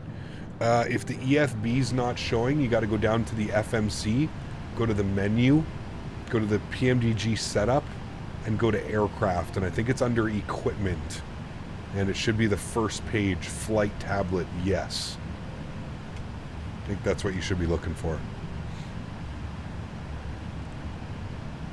So again, go to the main menu of the FMC, go to PMDG setup, go to aircraft equipment, first page, flight tablet, yes. Make sure to turn that on. That should help. Just got Timmy's in Houston last year. Damn, interesting. Houston. You know what's crazy? Actually, my flight to Houston that I was on was like packed, and I was kind of surprised. A flight to Houston last year in Flight Sim Expo on a Wednesday was busy.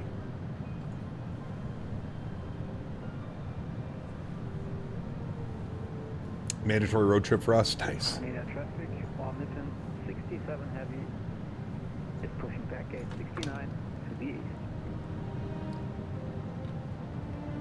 This guy's calling his pushback on Unicom, baby. What camera tutorial did you watch to get the glitch to camera like that? I mean, it's not really like Arthur or Kian. Everybody's going to, every video that you watch should show you how to set them like this. Because in order to set a wing view, like I said, in order to set a wing view, you have to go outside the aircraft, right? You have to trick the camera to go outside the aircraft. Once you're out here, you can do whatever you want, man. You can set up whatever view you want. You could set up a view like this, right? Like just like staring at the engine. You could set this as like a custom view. You can do whatever you want. You just have to manipulate the camera. So any of the tutorials that are going to show you how to properly set up a wing view, you can then turn your wing view by just holding your arrow keys, move your camera. You can set up any view that you want, right? You could go like on the wingtip. You can do whatever you want. Capri, help me. I put a freeware airport in my community folder, but it's not working.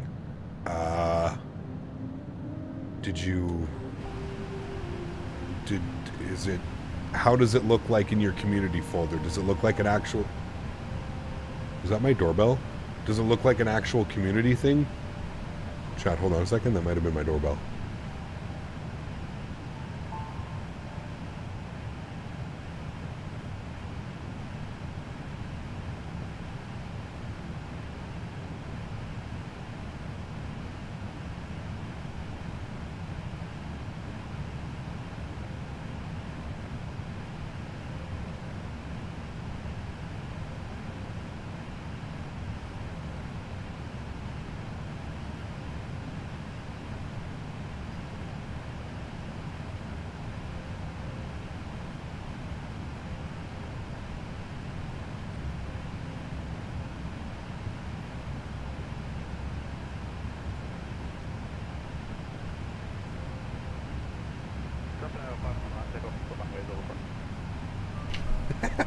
Guess what's here, chat?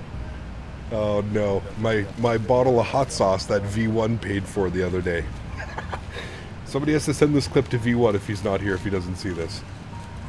V1, I got your hot sauce.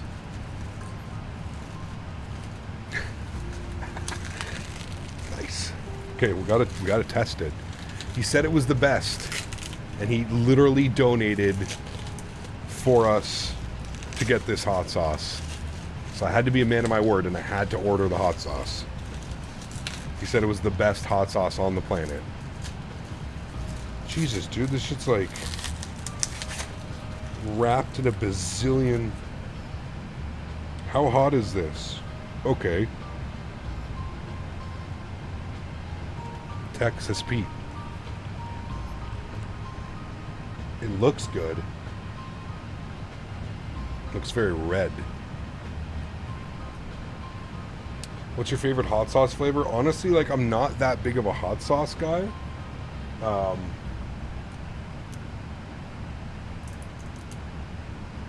Yeah. This is the hot sauce that Chick-fil-A uses.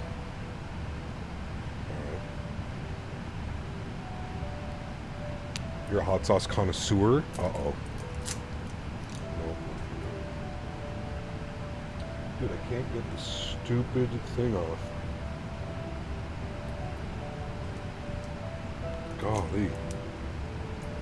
Alright, there we go. This looks good. Do give it the...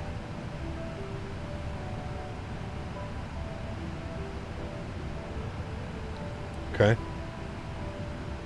Smells good. You know what it reminds me of? What's that? Tapatua? That one. Reminds me of that one. Okay.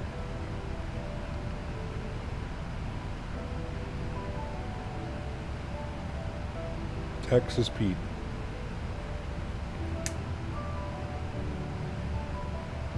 That is good.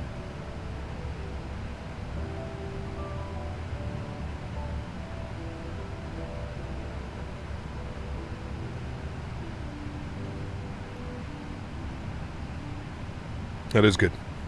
It's nice. It's not too bad, actually. I like it. Particularly hoping it's incredibly spicy. No, it's not at all. It's more about flavor, to be honest with you, man. There's a very slight little, you know, like, very slight, but it's more about the flavor. It's got a really nice flavor, actually. Had some Chipotle last night. My toilet hated me this morning. Jesus. Oh, man. Seen the other day, someone made a pepper hotter than a Carolina Reaper, which makes sauce out of 2.68 million Scoville. Bro, people, I'm telling you right now, it's going to happen to the point, they're going to kill somebody with this fucking hot sauce soon. I'm not even joking. Somebody is going to die from, like, going absolute bananas with this hot sauce at some point, like, very soon. 1008 on our altimeter. We'll set that. We can go ahead and do our checklists now. Recall, we know what to expect. We're going to get a tire pressure error. We've already checked with maintenance. It's just an issue. So tire pressure is fine. Auto brakes, we're going to set to position number 3. Vacate as soon as we can. There are 2 airplanes behind us. Landing data. It's saying 139, so 144. We'll do that down here. Landing dispatch or landing en route? I want landing en route. We are landing on 34 right. Import from aircraft. That is correct. We're going with flaps 30. That's all good. Add VREF of 5 knots, please. Non-normal conditions. Nope, everything's fine. Max manual thrust. No, we're going auto brake 3. And reverse config, no credit. Calculate, good. VREF 144, and it looks like we're going to land in 6,300 feet. We've got 9,800 feet. Perfectly good with that. Cool. So auto brake 3, and we'll get that. And then VREF and minimums, that has been set. So 144 was the number that gave us, which is correct. 139 plus 5, 144. And approach briefing is complete as well. We're doing the ILS 36 right. You guys know that. We've already talked about that a couple times. Cool. Approach checklist is complete as well. Altimeters are done. And next will be our landing checklist. Good. We do have a restriction here at 13,000 feet. We've got a restriction actually for quite a while at 13,000 feet. At wedge, we need to be at 8,000. Well, thank you for flying in my favorite country. Hey. I hope we come back soon. Yes. Also, put that Texas Pete and mix it with some Spam. It's great. Texas Pete and Spam. Damn, I don't think I could get any more American than that. Texas Pete and Spam together. Truck yeah, brother.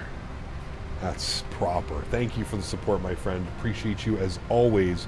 Dropping another $13.75, which we're rounding up to $14 because it'd be too much to do that. So thank you very much for support, man. Appreciate you, dude. Big time. $276 on the month. Incredible, dude. Thank you very, very much for support. Guys, let's get some love in chat for Captain Lee dropping another donation. Appreciate you, man. Fried Spam? Yeah, it has to be fried Spam. Then put it on a sandwich? Interesting. Interesting. Are you doing the approach over the city? No, unfortunately not, Real Weiberg. The wind is blowing from the complete other direction today. The wind is blowing right out of the north. At 5 knots. Everybody's on the 3-4s. We departed out of the 3-4s as well. We took off into the city today, which was kind of cool. All right, I'm going to pause the music. Actually, no, I'm not, because we still have a little bit of a track to run here. You can see we're all on the approach now. We're all coming down like this. Did that scenery download? That scenery did download. Is there a GSX profile for that airport?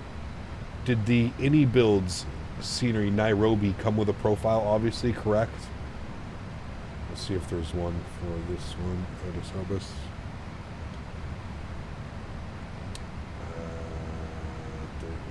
Hands are going highest rates.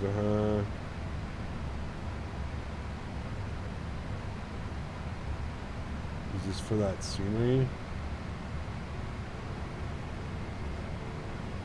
Yeah, okay, good. Cool. Download. Cool. Got a GSX profile for that one now as well. That's been updated for the 777. Beautiful. What airline are we flying for that? What airline does that? I forget. Kenyan? Del, take care, man. Have a great afternoon, dude. Great evening as well. See ya.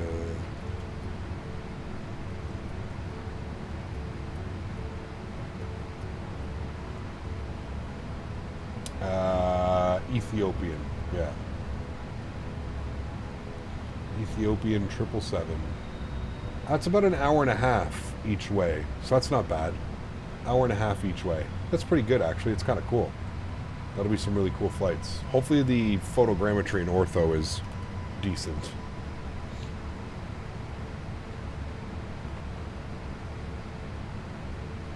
What is Thursday's stream going to be? It's going to be that one. We're going from Addis Ababa to Nairobi. The Inibuilds Nairobi. And I guess we can also... I have a copy to give away as well, which I... So Thursday we'll do a giveaway. I've got a copy of Nairobi for those of you that haven't picked it up yet. You're looking for something different, so... Yeah. Which runway was for the scenic approach? 16 right. ILS 16 right.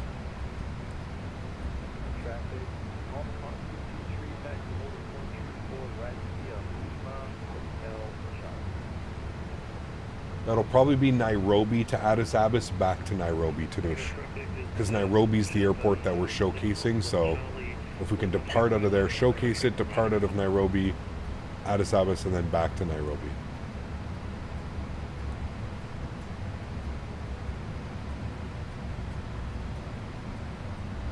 I will get a free copy, absolutely, Bontek. I'll be handing out free copies left, right, and center. Might just disconnect from the network and do that approach. I mean, at 5 knots, you're perfectly fine. Nothing wrong with that, dude.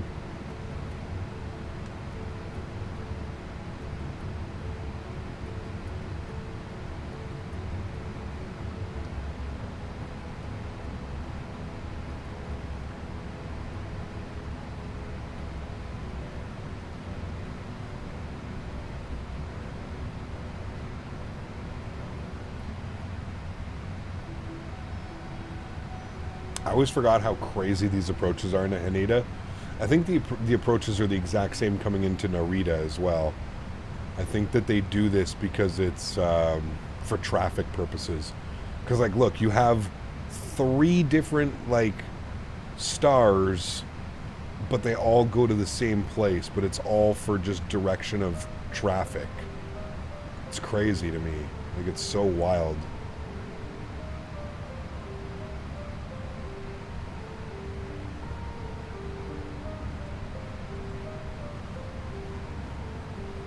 Oh, of course, Bomb Tech. Yeah, man, you have to, dude. You have to. With the amount of money that we pay on, like, the payware scenery that we have, any chance and opportunity to get, like, a decent freeware of high quality, like the ones that we've been getting here in Japan, yeah, you got to jump on that. All over that, man, right? Haneda approaches are beautiful. They are, man. I'm excited to land over the water this time. It's nice. We actually did a really good job on that last landing. I was a little bit concerned, like I was saying, sometimes coming in over water, I noticed that my approaches are not the best. I kind of like am fighting the glide a little bit because there's no like ground to judge my like pitch and attitude towards. Kind of get lost into it, so. You would love a list of all the scenery that I've used in your streams. Yeah, I mean, fuck, dude. The only way we could start doing something like that, Split, is if I started writing down everything now. Because, like, to go... I mean, technically I could go through everything and I could make a list of everything that I have installed right now. All the third-party sceneries that I have. I have over 500 sceneries. 500 airports in this simulator alone. More than that. I don't even... I guess one day I could go through and I could make like a list, a master list somehow, put it on like a Google Drive or something. But Yeah, I've been super fortunate with this simulator, man. I've, you know, I've become friends with so many developers and so many like platforms like Contrail and SimMarket and Orbex and AnyBuilds that like I don't, you know, like again, zero flex on this, but like it's very rare that I have to go out and buy a scenery now. Most of the time, like I don't even realize, and I just get like an email like, hey, you know, this developer sent you this on Contrail, and then there's a little note like, hey Captain, thought you would love to fly into our new scenery, here it is, fly in whenever you can. You know what I mean? Like I'm super lucky when it comes to that I rarely have to spend money to buy scenery. Now that being said, I still do buy scenery, like right, I just bought one the other day. What did I pay for it? It was 30. Oh, that the fucking Cairo scenery I had to buy myself. It cost me 40 Canadian dollars, 39 Canadian dollars to buy that Cairo scenery. I was kind of shook up by the price of that one. Way overpriced. Way overpriced. Big time stretch. But what are you going to do, you know?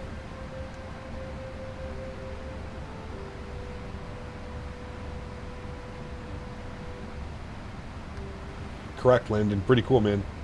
Pretty cool. You're going to be able to open up the door and see everybody sitting in the back. I don't want to know what the performance is going to go like. Imagine opening the door in a 777 with 350 passengers. Open the door and your sim turns into a slideshow. Hopefully it doesn't like get so bad that performance like just tanks.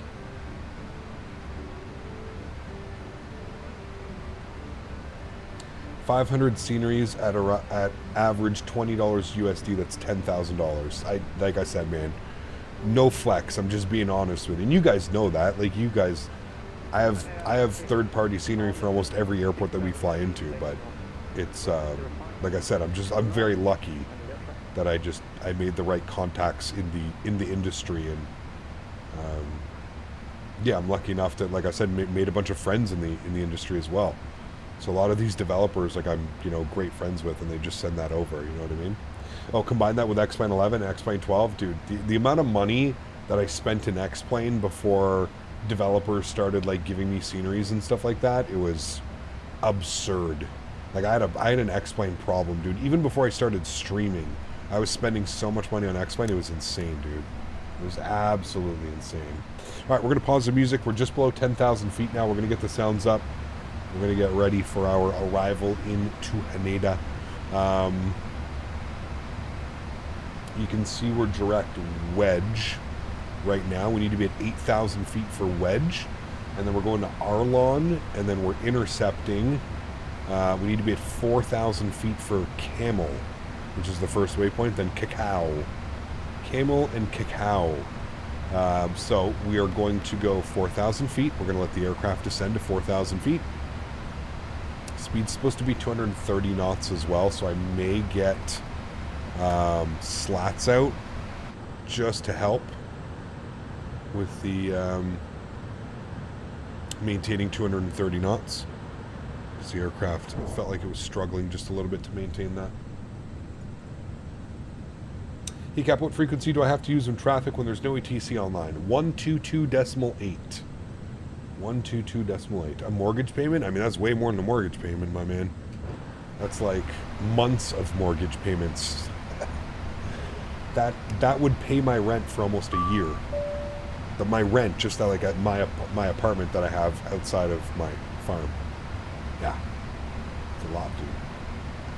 That's a lot. All right, 144 on the VAP speed. Drag required. We'll throw out some ground spoilers here.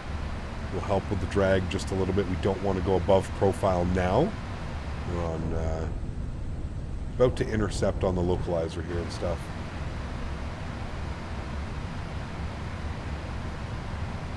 Wonder how third-party aircraft will perform in 2024. Will be released with multi-core support. I mean, one of the big things that I'm looking forward to, Kemal, is the increased performance. Yes, absolutely. Increased performance in the simulator. Gone are the days where like we're getting 80, 90 FPS in cruise, but dropping down to like 40 FPS coming into an airport. Hopefully those days are gone, you know. So one can hope, man. One can hope. All right, I'm going to bug up 210 knots on the speed. We're about 400 feet still above profile. The aircraft is really trying to dive and get itself back on profile.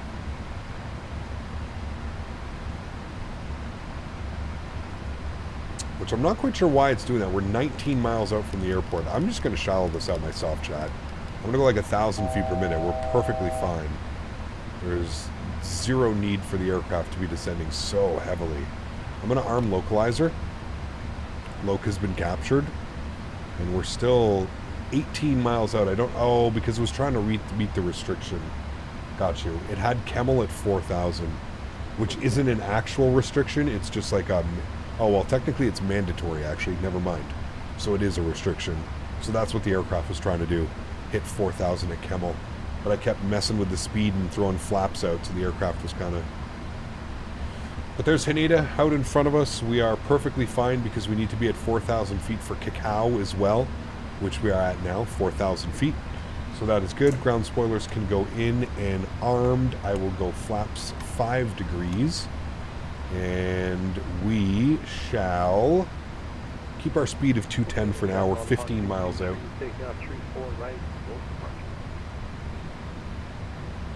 Maybe from the outside, what? Alright, and there's glide path alive. We will arm our localizer. I will bug 190 knots. And I will also go flaps 15 degrees. Because this aircraft can be a little bit of a piggy when it intercepts that glide slope. Sometimes she's tough to slow down.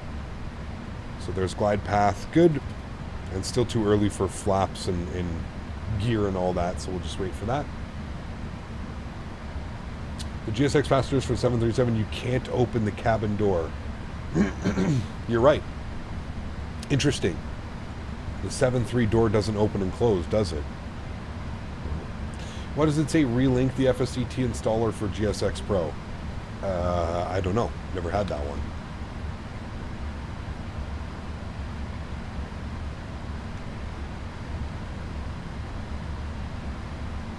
How did you get that livery? FlightSim.to. FlightSim.to, search for the PMDG 777 and just put ANA. There's multiple ones. There's a couple Pokemon, there's some Star Wars, some cool ones. Yeah. Alright, 180 on the speed. So that's one big bridge, isn't it? So the bridge takes you into here. That's the bridge. And then the bridge takes you down to here. And then it's a tunnel underneath to like here, I believe. Right, chat? Or here. And then that's a big like ventilation for the tunnel, I believe. And it lets all the ships in and out from the cargo. So cool, dude. All right, coming up on 2,500 feet, we'll get ready to drop the gear. We'll throw out flaps 20. Radio altimeter. That's the one. Gear down. Flaps 20 degrees. 170 on the speed is what we're looking for. Nose lights can come on. Runway turnoffs can come on. And our wing lights can come on. New York has something similar as well. Obviously, that's New York getting from Manhattan to New Jersey. They have a huge underwater thing too, and you can see the vent tubes. They have like these things that come out of the water. Not as nice as this one, but New York has them as well. Let's go flaps 25 degrees.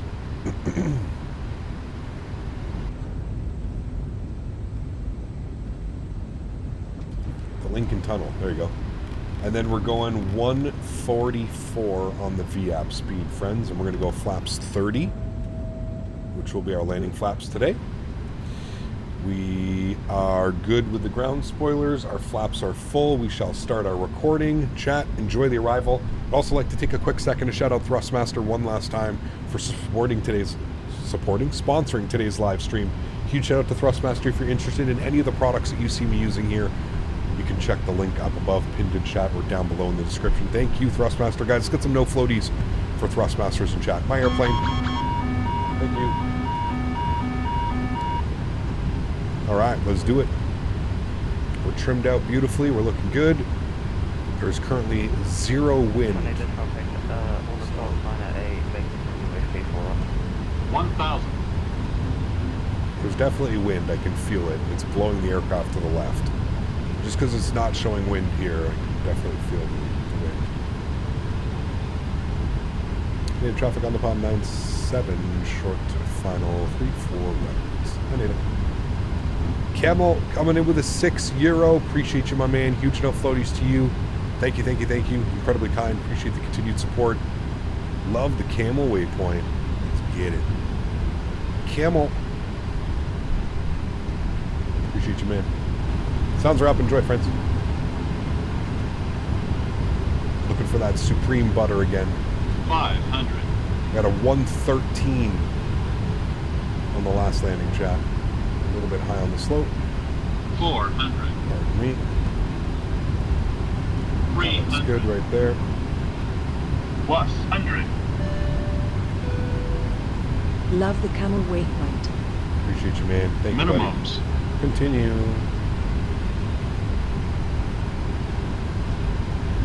$100. 50. 40. 30. 20. 10.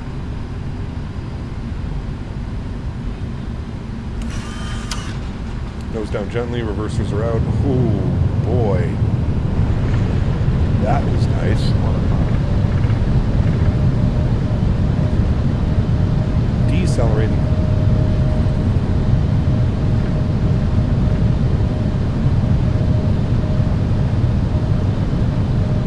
$70 knots, reverser stowed.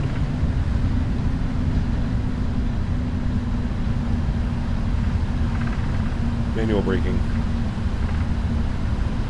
Ladies and gentlemen, welcome back down to Tokyo.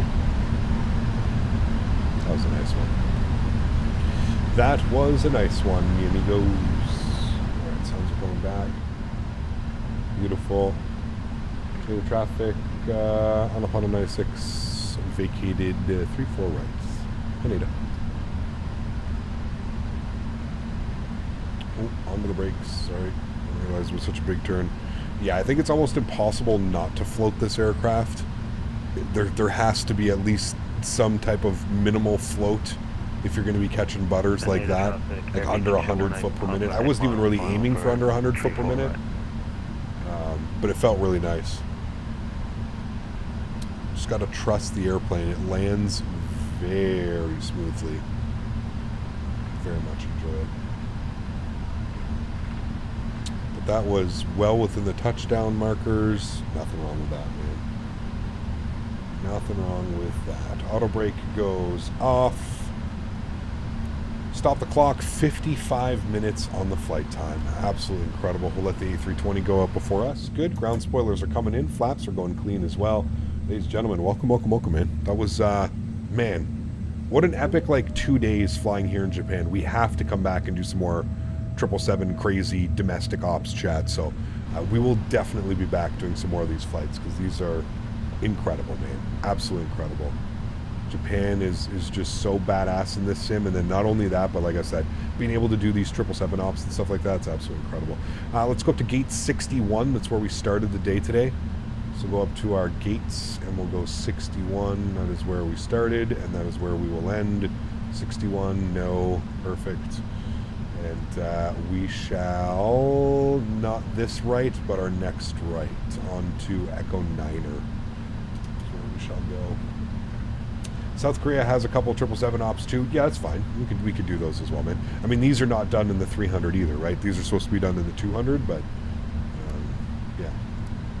Cool. Landing lights coming off, runway turn-offs coming off, taxi lights on, strobe lights off, wing lights off. Beautiful. And we got the block time still going. Flight time was done at 55 minutes. Good. Having a leftover turkey ham dinner. Ooh, that sounds good. I think I'm going to try and convince my buddy to go to Chick-fil-A. I think that's what's going to happen. Now, I'm not going to go till later, though. I got to save it. Echo Niner is where we're going in right here, chat. What's on Thursday's stream? We're going to go from Addis Ababa to Nairobi. Check out the new Ini Builds Nairobi. And we'll also be having a little bit of a giveaway. A little bit of a giveaway.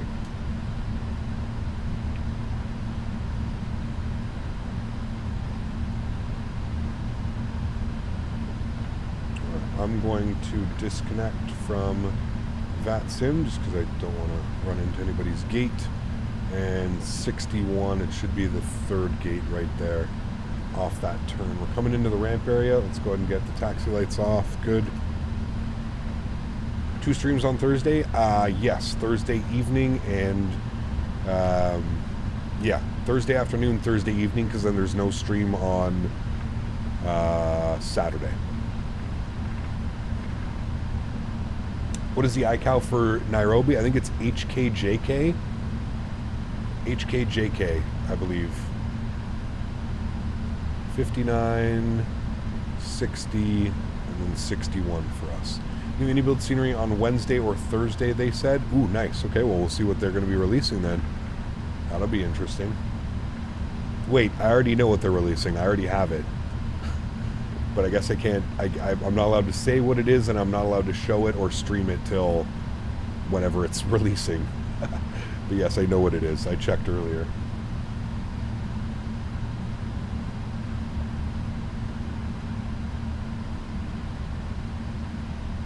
Damn small print. Those damn NDAs, man. Killing us, Cap.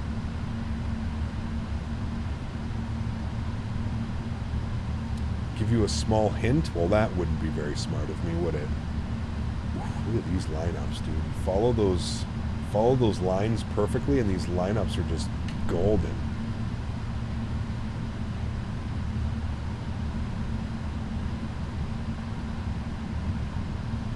Now, the problem is every one of these has been taking us in too far. Let's see if he does a good job here.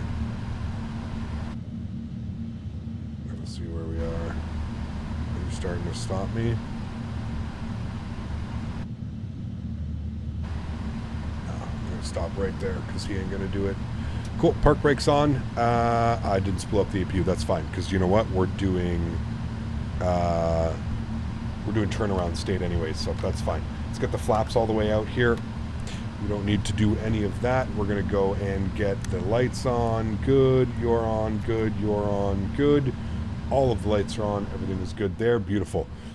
And then what we'll do, we'll wait for the flaps to come all the way out, and then we shall watch our replay. Let me stop the recording. Good. And we'll watch that here in a second. Sounds like the Captain Sim 777, but looks like the PMDG. Which is it?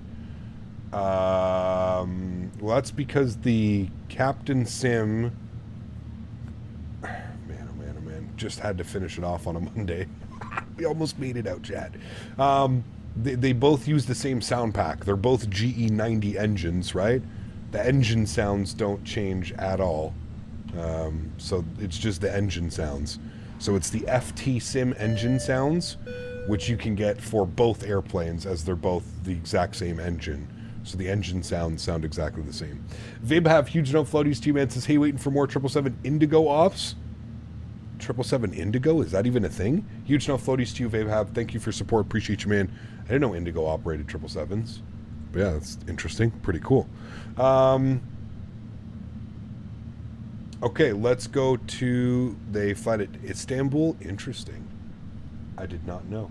All right, let's go ahead and watch the replay. Let me jump inside here. We'll go to replay. Good. We'll pause it. We'll bring this forward. We'll go to like right about there. We'll trim it. Start here.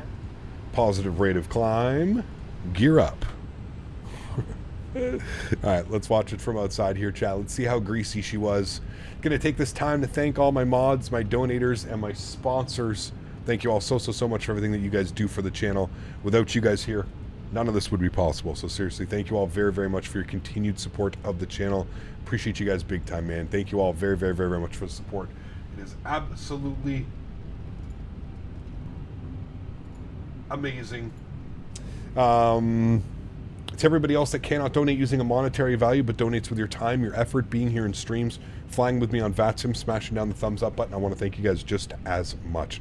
Thank you, everybody, for supporting the streams. Everybody who comes, everybody hangs out, flies with me, just enjoys Flight Sim as much as I do, man. I appreciate you guys big time, man. You know what the plan is for next week? Well, at least for a little bit of next week. Thursday, we're going to be checking out the brand new Nairobi scenery from our good friends and developers, friends, sponsors.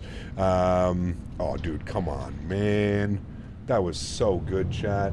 Oh, boy, oh, boy, oh, boy, oh, boy. That was like proper butter. Might be our best landing in the triple so far. That was... Oof. Boy, oh, boy. Boy, oh, boy, oh, boy, chat. Dare I say. Look at that. Almost on the 1,000 footers. Probably could have put it on the 1,000 footers like 250 foot per minute. But that's the 1,500 footers. Damn, just incredible, dude, isn't it? Damn, damn, damn incredible. What a beauty, friends. What a beauty. The week just started. Yeah, it's the end of my streaming week. Instead of just questioning everything that I'm saying, you should just understand that I'm saying things right. Or you could just put exclamation point schedule and that would explain everything to you. It's the end of my streaming week, man. I just streamed, yeah, 5 days. So...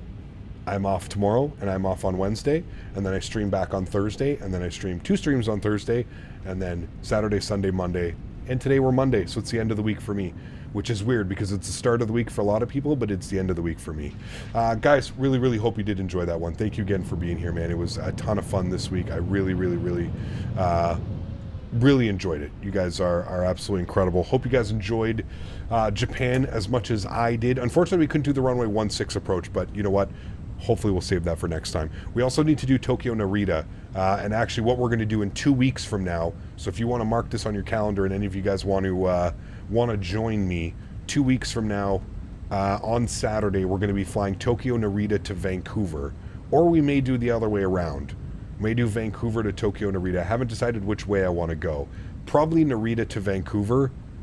I think that would be fun. And maybe what we can do is on Thursday we can do like Japanese ops, and then once we're done the Japanese ops on Saturday, we can go back and do, you know, fly to Vancouver or something like that. And that's going to be our 75, 76, and 77,000 subscriber special. So with that being said, we're going to have 3 giveaways. We'll get some gift cards for Sim Market and stuff like that.